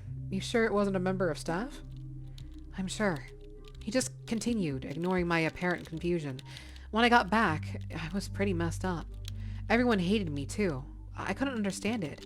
I had fought to protect the U.S. I'm sure. He just continued, ignoring my apparent confusion. When I got back, I was pretty messed up. Everyone hated me, too. I couldn't understand it. I had fought to protect the U.S. I was supposed to be a hero, like my pops before me. But instead, all of these people my age were protesting, burning flags, hating. And I couldn't let go of what I'd done either. He smiled at me, then laughed like it was some kind of joke. You don't know where this is going, do you? So, he was a traumatized war vet. You don't have any of those in your family, do you? No, I don't even know any modern war vets. We're very anti-war in my family, but this character, I mean, he was a character, like a walking stereotype, but he still felt very real, heavy, present, trying to smoke away his troubles 4 or 5 decades afterwards, deep scars. And he was right. I was even more confused than when I had come there. I wonder where you cooked him up then. Seems so oddly anachronistic.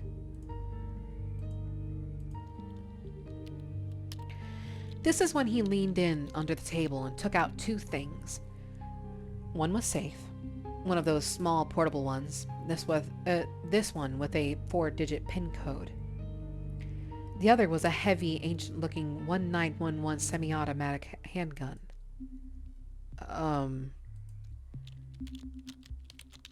You're drawn to this music, aren't you? He said. The gun and the box just lay there, like he forgot about them the moment he took them out. He continued. Well, it's not the music, really. It's what's it's not the music, really. It's what's underneath it. Old sounds. Older than you'd think. Held together by God knows what. Magic far as I know. My great-great-great-grandpops found it, far down south. That's what my dad said, at least. He used it, after his war, to help him sleep at night. Some kind of old, Mayan-type stuff? Prophecy stuff? I turned it on, and holy shit, he wasn't kidding. The dreams it gave you, of a future all rosy and beautiful. Peace, no war, east and west, living in harmony, learning from each other. Free love, free drugs, rock and roll. Every night I could fall into this future vision, living a guilt-free life. Some kind of dream time travel device? But his vision sounds pretty utopian. Yeah, he was getting to that. But then one night, It all changed. Instead of waking up to peace and love, I woke up to, well, kind of a version of this. He waved out the window, which had a nice view of the downtown area, still smoking. The bombs had fallen. I panicked. I mean, I had figured out already it was some kind of prophetic device, but since the future looked so rosy, all I was doing was taking out a bit of it in advance, while the rest of history caught on. Except now, something changed. Fascinating. So, I did the worst mistake a person can do. I brought it to the government. I knew there was no other way to convince them my vision, which I'd had for a solid month straight now, was true. I managed to get to my old buddies in the CIA through my military connections. I set them up by the recorder. I walked them through the vision. They were convinced. And they also knew something about what had caused it. Some secret scheme they'd all been cooking up, which had clearly backfired. I'm not sure if this explains all of recent history, or does the exact opposite. Here's the thing. They would have happily thrown me to the dogs after getting a hold of the thing, but the problem was it had attached to me. Maybe to my bloodline, maybe something else. God knows. I was the dreamer. It showed me my dreams, which granted was the future of mankind, but still, they needed me. So, wait. If they could predict things, why didn't they predict 9/11, or the fiasco of the wars in Iraq and Afghanistan? I know you have a lot of questions, but we don't really have time for those. In about... He glanced at a clock, then picked up the handgun. I tensed. 10 minutes, I'm scheduled to wake up. And when I do, everyone else attached to the dream also wake up. Including you. No. You have to ask him about the radio signal. Why was it on public radio? And the box. What's up with the box? I did. And he laughed and said, It's not. It's never been. And it never will be. The recording is locked in the deepest vaults of the Pentagon, somewhere next to the Ark of the Covenant and the Holy Grail. They run it once a year in a very controlled environment. You wouldn't believe the controls they have. The secrecy. There's no possible way you could have heard it. That is incredibly unhelpful. He added, with a twinkle in his eyes as he lifted up the pistol. Then again, my old grand, etc. pops did reportedly say that he heard it calling him through stone, rock, and soil from an unexcavated burial chamber. And my pop said he heard it playing from the attic on the day after his dad's funeral, even though that was just impossible. Maybe it just calls for its next dreamer, when knows the previous one is on its last... When knows the previous one is on his last leg. Shit. Hey, wait. The strongbox? That was the bloody weirdest part. He indicated the box with the gun, then looked at me. I will give you 2 minutes to open this box. If you are the new dreamer, which I think you might be, that shouldn't be any problem for you. And then he just got up to finish the blunt by the window. What? That makes no sense. How could you possibly know that? What did you do? I tried to open the box. Okay. So, 4 digits. That's a lot of possible combinations. Better than nothing.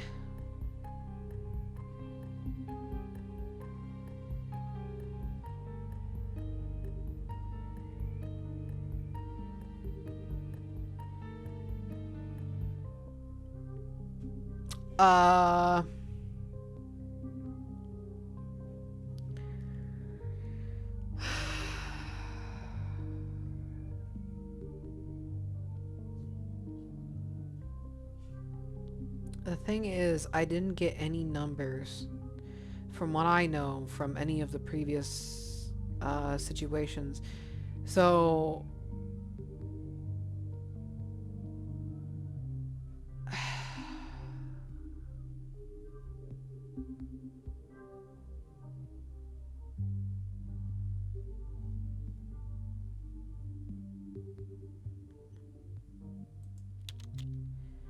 I typed in random numbers, but How was I to have any chance of just hitting the right combo? I gave up. And he? Please tell me he gave you some kind of hint.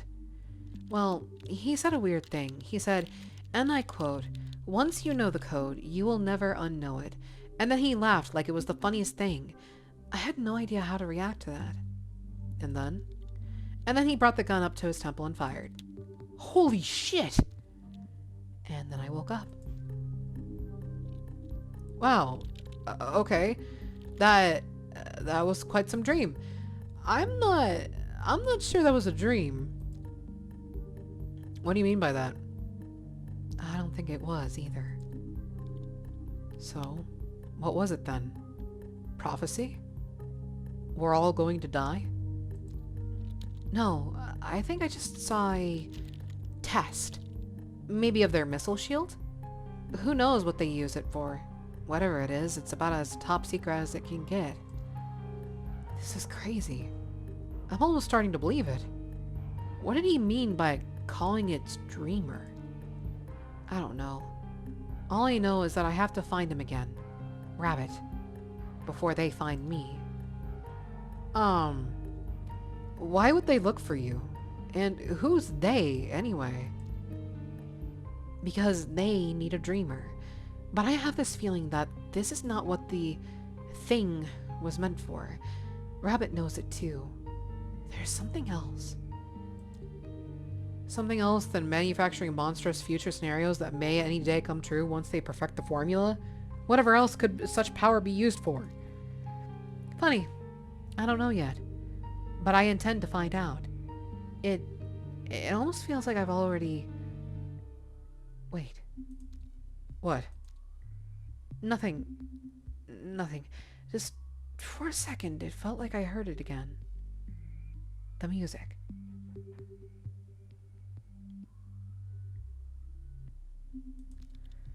Like, this was one of those decision-making moments that determine my future. As if it will somehow affect a dream that I'm going to have had. Careful with your future perfect tense there. Sorry, I just got the feeling things aren't over yet. Oh shit.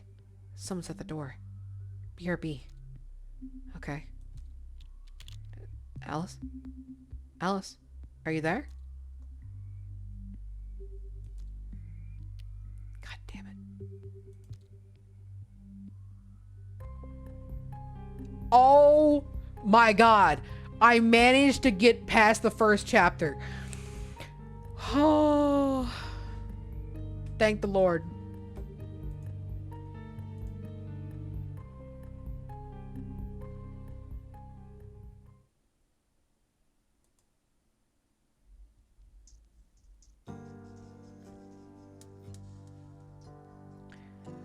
Okay. What does change profile mean? Playthroughs 5. Oh, that's nice.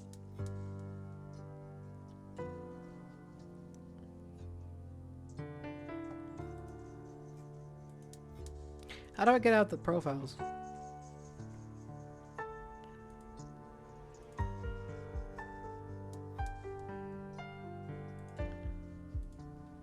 No, my thing is Ventus the First. How do I get out, though? There we go. So, you can change profile pic. That's cool. Okay. So, this is going to affect a future dream. What did he mean by that?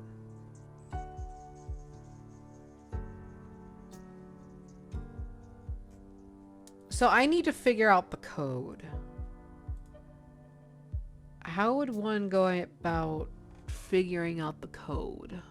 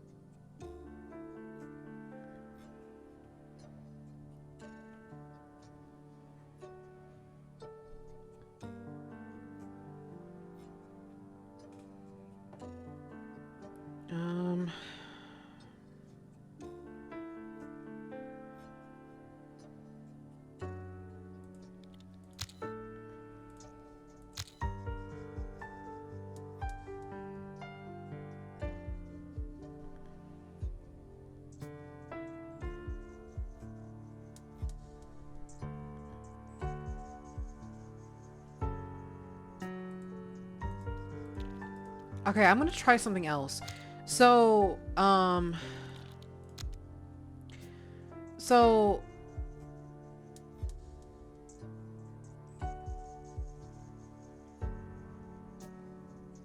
wait, there's a crowbar now?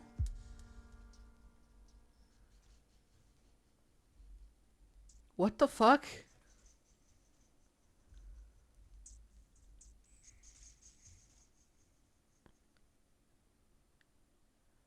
Dude, that's crazy.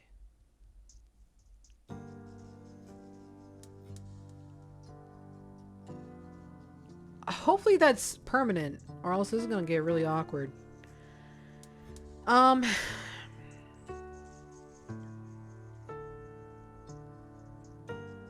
I guess I'll take the crowbar, a spare clothes, 2 food, and I'll take the map.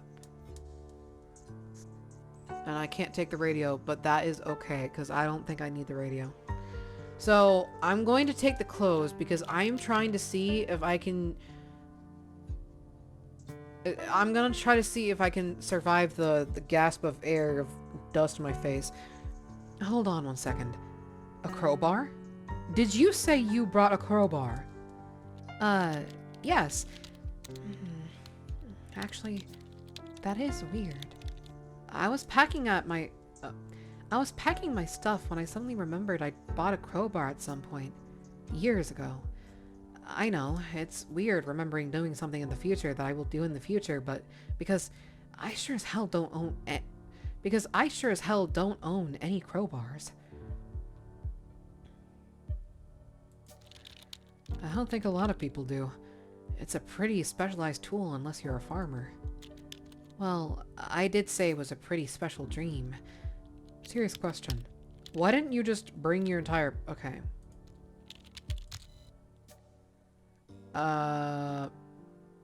24 hours.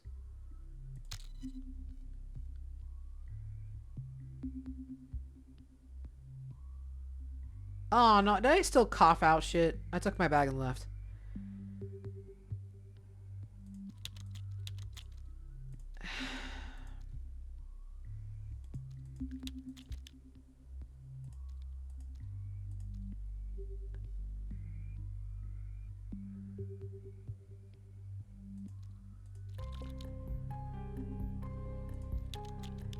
What was the point of the spare clothes then?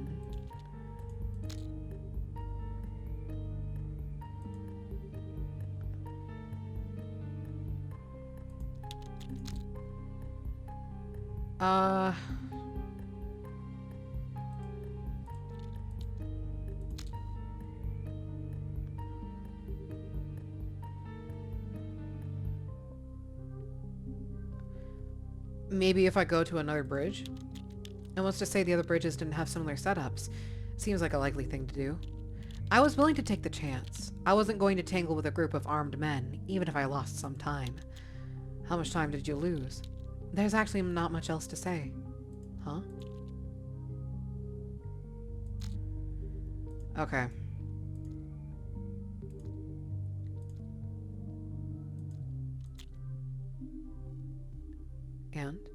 And I died. Wait, this is weird. Huh? The dream? Yeah, really weird. You weren't kidding when you said it was lucid. This was the exact same text, like, this thing, but it was, like, mocking me and saying I was a sadist for having her die so many times. But no, I'm literally just bad at this game. No, it's more than that. I feel like I've done this before. Many times. And, like, I keep getting the wrong end. You're having deja vu over a dream? Except the deja vu doesn't end, right? Dude. Yeah, something like that. It's that sensation of knowing exactly what word, act, or thought comes next, yet being unable to do anything about it. Until now. Until now? So, you, like, broke the deja vu just now? Usually when that happens to me, it just means the situation is over. Yeah, for a moment maybe, but... No. I don't know. No, I'm still having it. Deja vu. God, this is annoying.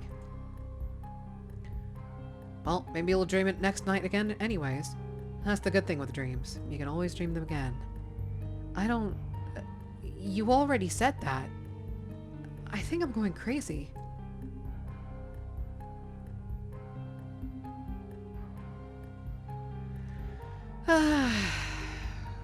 Look, I don't mean to have you die so much. Can I please have the crowbar again?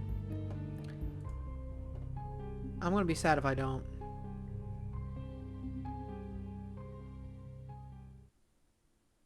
I live, I die, I live again. Excuse me, what? No. That needs an explanation. That needs an explanation. What do you mean?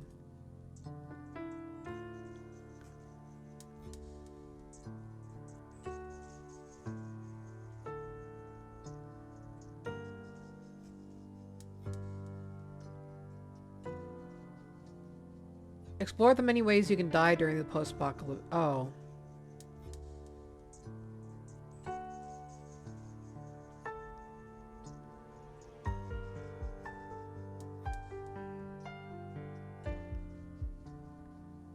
Wait, an old achievement I had was survive the apocalypse by sheltering in the subway. That's something you can do? How did I achieve that? What? I strictly remember dying in the fucking Fallout shelter so many times.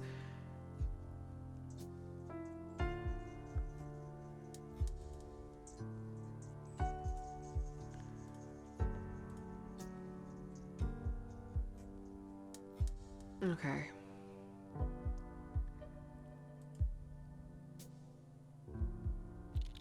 The more you know, I guess. So, I went online. Tried to call Ches.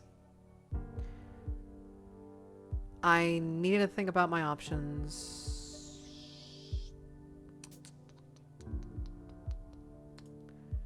Okay, we need to go on the road.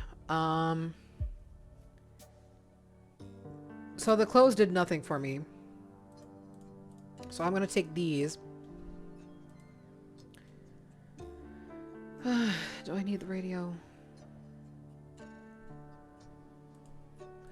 I'm going to drop the radio. Because I don't think I'm going to need it as much as I'm going to need the food. So I'm going to take these, keep the map on me, crowbar, okay. Yep, it's weird that I have a crowbar. Okay. I gave up.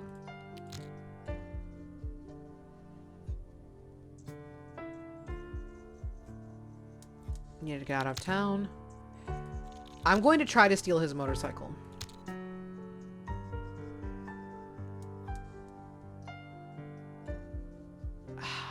Shit. Didn't work.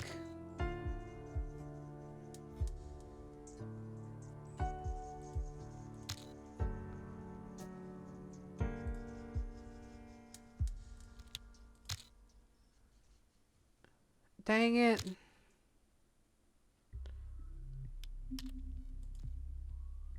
Yes, I understand I died. Okay.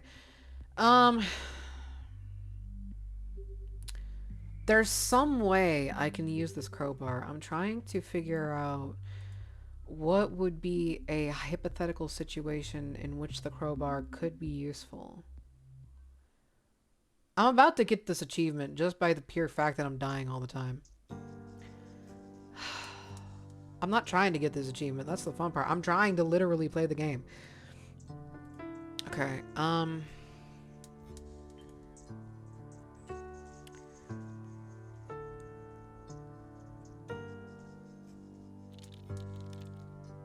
trying to remember in what way did I get to the subway station. Because early in the playthrough it did mention the subway station, so I'm trying to think of a situation in which that was the case. I think it was during the Fallout shelter.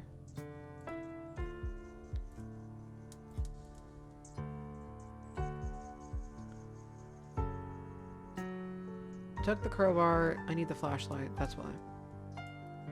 Yeah, everything else I can't take. So we're gonna skip that. I gave up. I needed to get out of town. To try to steal a vehicle. Um...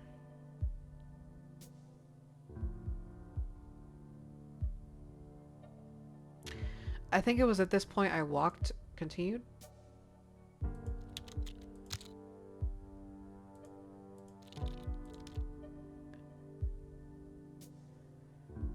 I didn't want to stop. Stopping meant that the thing was for real, that the end was really coming. Stopping meant acknowledging that I was afraid. No, terrified of what was coming. So I just kept walking, my head down, ever onward. Did you... I mean... I didn't see the first one, because I wasn't paying attention, but I felt it.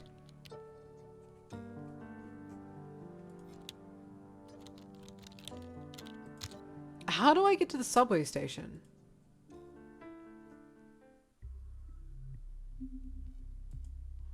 I'm trying to remember.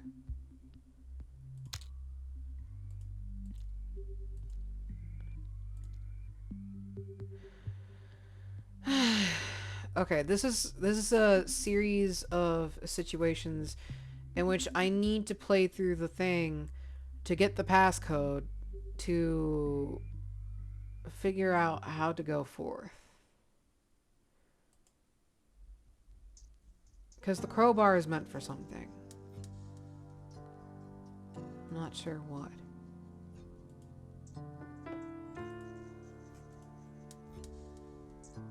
Let's see.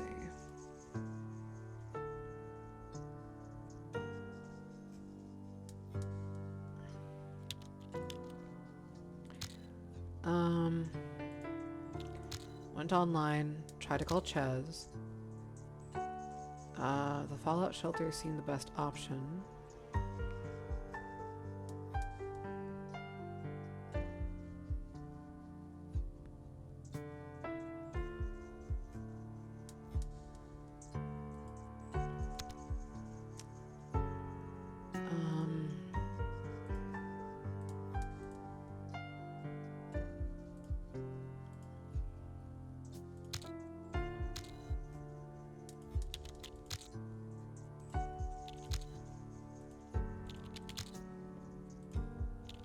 So no daring escape into the sunset on your motorcycle with bombs going off behind you. What a pathetic excuse for a power fantasy this dream of yours is. I don't think it ever was a power fantasy. Or necessarily fantasy at all. Anyway, I still had to make a choice, and I had already lost a lot of time.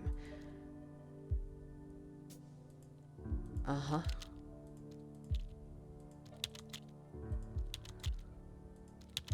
But I did have a crowbar. The perfect tool for a car thief. But didn't you say people were just leaving their cars unlocked and open in a panic? Yeah, that's not how I ended up using the crowbar. See, I figured I needed something big and strong, right? So as I was looking, I came across this Hummer. Parked by the side of this road, doors open, lights on, and engine on. Perfect. No need for a crowbar at all. Unless you smashed its windows in just for being a Hummer. I didn't need the crowbar to break into it, no. I was just about to slip inside when I heard an angry shout behind me. I turned around and saw this man running towards me. Apoplectic with rage. Get out of my car, etc. Oh, shit. I was in total fight or flight mode, but I guess the heavy blunt implement in my hand let the fight part take over. I raised the crowbar at him and... I don't know. Something in my crazy posture must have convinced him I was going to hurt him. He stopped, long enough for me to get inside and slam the door shut at least. Whoa! Not an hour after the apocalypse and you're already looking like you're ready to bash a head in for a ride. Jesus Christ, Alice. Believe me, I thought the same thing. Also, the guy chased after me. I mean, I just stolen his car, so I had to lose him first, which involved a lot of looping around the same area since downtown was gridlocked. I finally got away by ramming through 2 parked cars. A truly accomplished car thief. I'd lost some time, but I had a car. Unfortunately, traffic wasn't going anywhere. So, how exactly did you and your Hummer get through the downtown gridlock? With ruthlessness. I was driving a very strong, big car with the perfect profile for pushing other cars the hell out of the way. Oh. Dream you is a bit of an asshole. It was just that, or just abandon the car I'd stolen. But it didn't come without its cost, of course. I managed to crash my way out of downtown, but by the time traffic eased up, the car was totaled. I had to get out and start walking. So, the car was done for. Wasn't it about time for you to start looking for shelter anyway? Right. Yeah. I left the car by the side of the road with some regret. I'd gotten out of the immediate downtown area, but it didn't feel like it was enough. Yes, I kept an eye out for shelter. I found myself looking over my shoulder all the time, as if the flash would come at any time.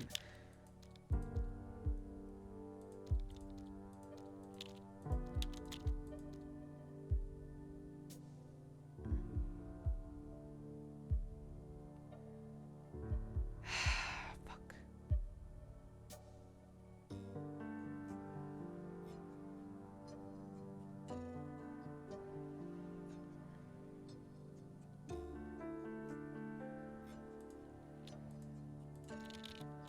When I saw the subway sign, I knew I was going in the right direction. I kept feeling like the bomb would fall on my head at any moment. That was probably not very safe, though. I mean, it must have been packed. Oh, yes. As I got closer, I did see something that made my heart surge. Policemen. Actual government workers. They were ushering everyone down below, and people were actually moving in a somewhat orderly fashion. Is your subway system bomb-proof? I have no idea. I was caught in the stream of people either way and found myself shepherded below ground. It smelled of pee and vomit and body odor, and the crying and shouting made talking impossible. So, a regular Friday night at the underground. Funny. Anyway, there was actually a semblance of order down there. Policemen were giving people places to sleep, also down on the tracks. And you ended up on the tracks. With nothing but the clothes on my back, pretty much. I just pulled my knees up to my chest and held my head down and waited for the end. At least you weren't alone. It had to be safer underground, right? I didn't feel safe. Not at all. Someone could have knocked me out. Hell, someone could have probably have shanked me down there and no one would have noticed. I was almost more frightened of the other people there than I was of the bombs. The bombs were just abstract threats, while all these panicking people were right there. What, no coming together of people, no great communion in the face of danger? Every man for himself. Anyway, apocalypse. So, it was real? I mean, in the dream? Yes. The first one was the worst, because the light went out with it. I tried to make myself as small as I could, but I still got kicked once or twice by people running by in a panic. A few moments later, there were flashlights out. Police shouting, telling everyone to be calm. Be calm? Bullshit.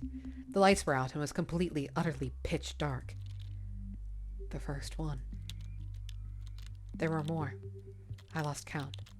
With every blast, there was this terrible sound from the roof, like it was crying out.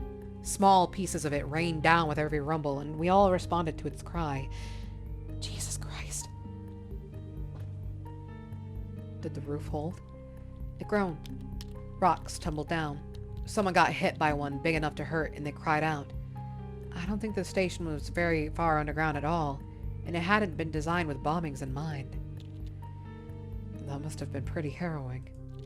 Not just for me. A lot of people got up and said they weren't going to stay. There was a surge of people. Panic was mounting again. It was quiet outside, but the policemen didn't want anyone leaving yet. There was a lot of screaming, some demanding to be let out. I had to stand up to avoid getting jostled or trampled again. What'd you do? That's when the final bomb hit. Close. Maybe it had been shot out, of course. Maybe. Who knows? I was looking towards the exit when it hit, and I could see the firestorm sweep down into it, engulfing the hapless policemen and anyone who had been pushing against them to come out. Everyone screamed, but it was drowned out by the sound of the roof beginning to fall. Dust covered everything. Holy shit. What'd you do? After I finished coughing, something was burning so I could actually see, although I didn't particularly want to. What I saw was that most were either huddling down, praying to whatever god they had that they wouldn't be buried alive, or then trying to escape. No one could get past the burning wreckage at the entrance, but the subway tunnels were wide open. Most were crowding into the tunnels leading westwards, away from the downtown area, but it was a stampede. The tunnels leading east, back from where I came, were practically empty by comparison. I would get out of there if I were you, regardless of direction. Where'd you go?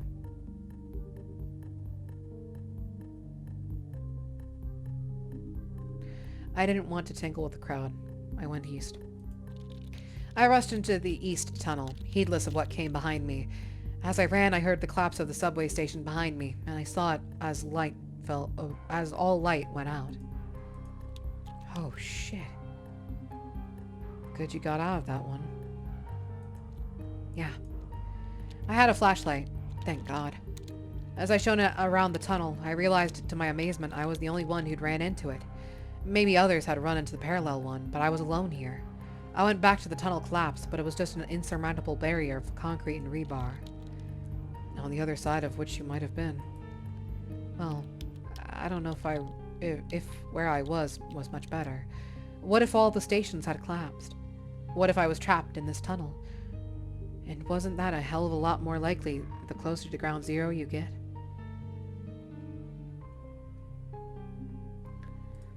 Fair point.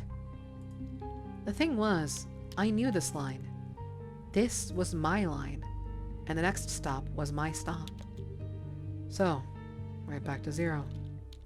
Pretty much. At least it was faster to walk underground than above ground. Had the station collapsed?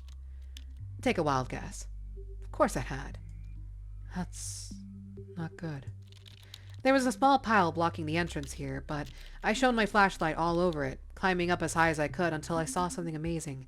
The glint of metal. A train? Yep. It must have been in station when the bombs hit. I started digging. I mean, this took a long while. A full day, at least. But in the end, I had unearthed the emergency exit at the back of a train car. You got that one open, too? With some effort. I had no shortage of blunt objects, though. When I stepped into it and realized it was sunlight I was seeing further ahead, I could have cried. So, you could get out? Yes. Through one of the windows. I crawled through a short tunnel made of debris, careful not to look at what else the tunnel was made out of, and crawled up into, well, pretty dim, pretty foreboding sunlight, but still sunlight. And what did it look like? Better than that tunnel, but not by much. The sky was dark. A rain of ash was coming down.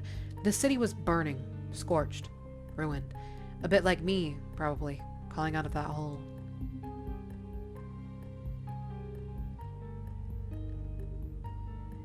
Radioactive ash? Presumably, although I was too busy breathing in big gulps of fresh air to give a hoot. So, what'd you do?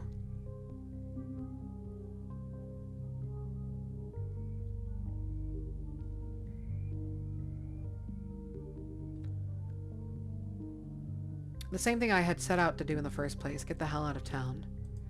What did it look like? The streets? Awful. Okay.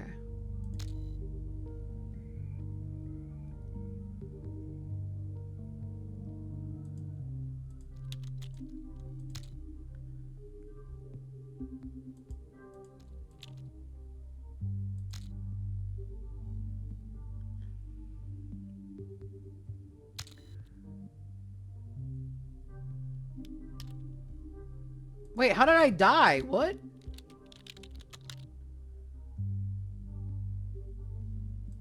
Wait, how did I die? I got to the fucking area. Are you kidding me?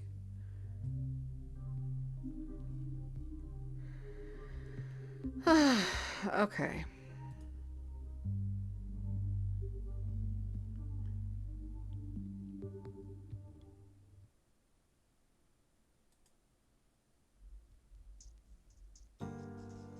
Um...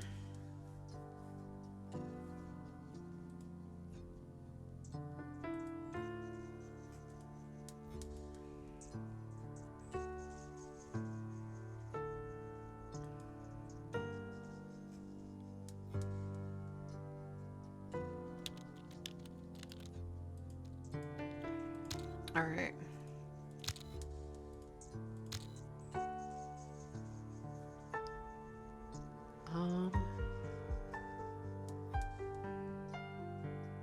trying to think of a way in which my crowbar would come in handy. I mean, I could probably start some shit in the shelter. Take crowbar. I mean, what else do I have to lose, right?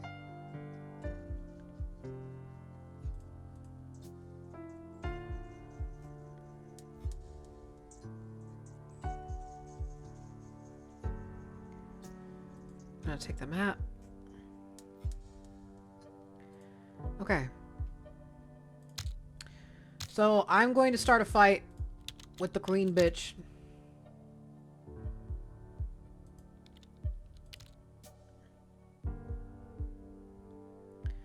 I'm going to start a brawl just to see what happens because at this point, I stepped in. This was unacceptable.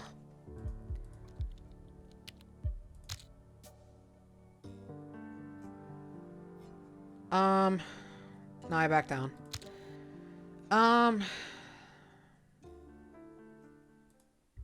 The ventilation shaft. I crawled through the shaft, slow and steady. So I didn't get the chance to beat her up, which, okay, fine.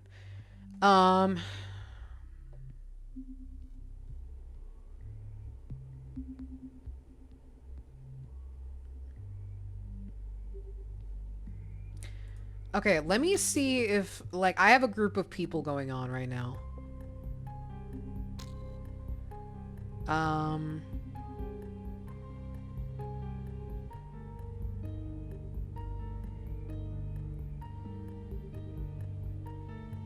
It was time to leave, all of us together. So, how many of you left? We were over a dozen when we left the apartment building. What did it look like? The streets? Awful. Okay.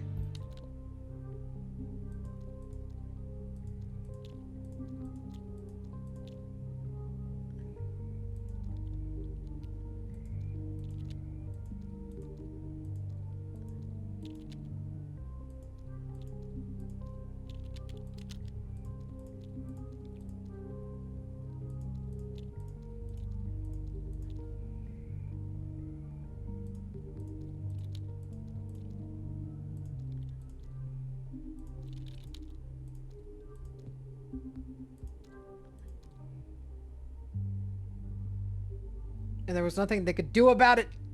Yo, let's go. Let's pick a fight. Whoa there. What about all the guns? I charged, assuming I charged, assuming overwhelming numbers would be enough. It was, but, oh shit. Did you get shot? Yes. We didn't really have the element of surprise, and I was the first one to make a sound. The boss turned his gun on me and fired. Holy shit. Were you alright? No, I was not. I cut a fully bore in my chest and went down like a sack of potatoes. The others kept up the attack, but by the time it was all over, there was nothing they could do any longer. It took more time than I thought it would, though. You have a very screwed up imagination, Alice. Okay, well, at least I now have the achievement, okay? Okay, but you know what? I was going somewhere with that group of people. Hold up. I was going somewhere with that. It wasn't anywhere good, but I was going somewhere with that. Yeah, I live, I die, I live again. Damn it. Okay. Accept and start. Okay, I'm going to try this one more time. If I get nothing, I will just call it at night. Because, yeah, it's almost, I'm tired.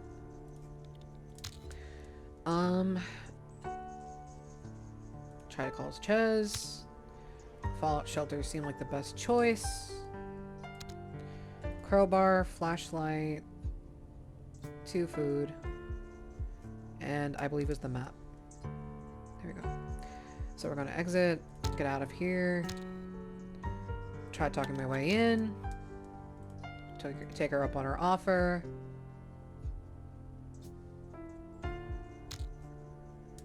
Ask her who put her in charge. This was unacceptable. I backed down. I didn't want to get kicked out. Ventilation shaft.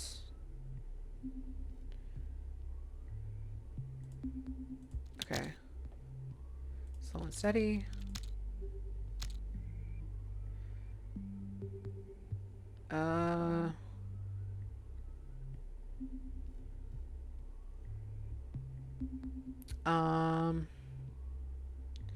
I left them to their own devices. Yes. I wanted to get out of town. Told them I had enough food. Oh shit, I lost my group somewhere. How did I get that group?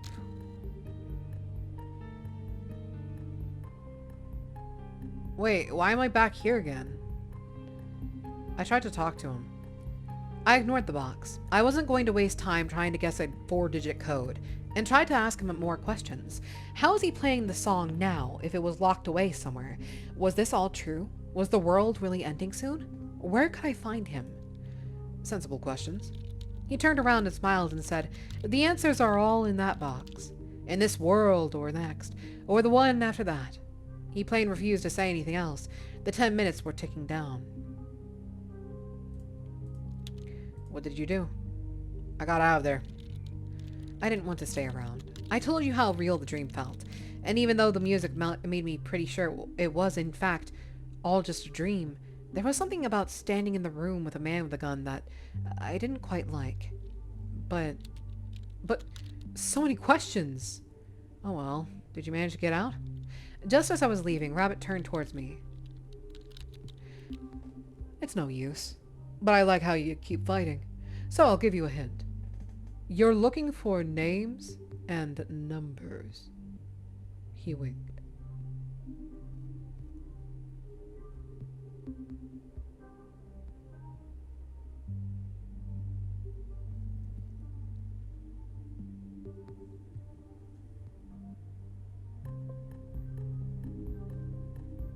Looking for names and numbers.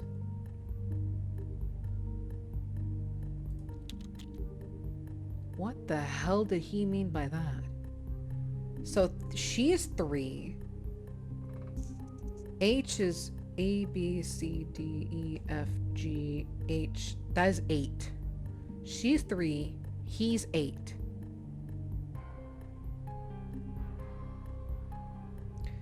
Wait, can I write this down somewhere?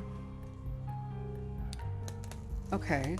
Okay, I like this hint. I like this hint. This hint actually is... So, I need to find an actual piece of paper. God damn it. I have no paper. Alright, so... A... C equals 3. M... H... equals 8. I'm going to assume this is in alphabetical order, these numbers. So these are 2 names I know. Ross and Ches. Ross and Ches are possible leads because I know their first names, but I have yet to get their last initial. So, if I get those last initials and Ray. So, I have 3 possible people and I just need a 4-digit code. I don't think... Before I heard her bang and then I woke up. Okay.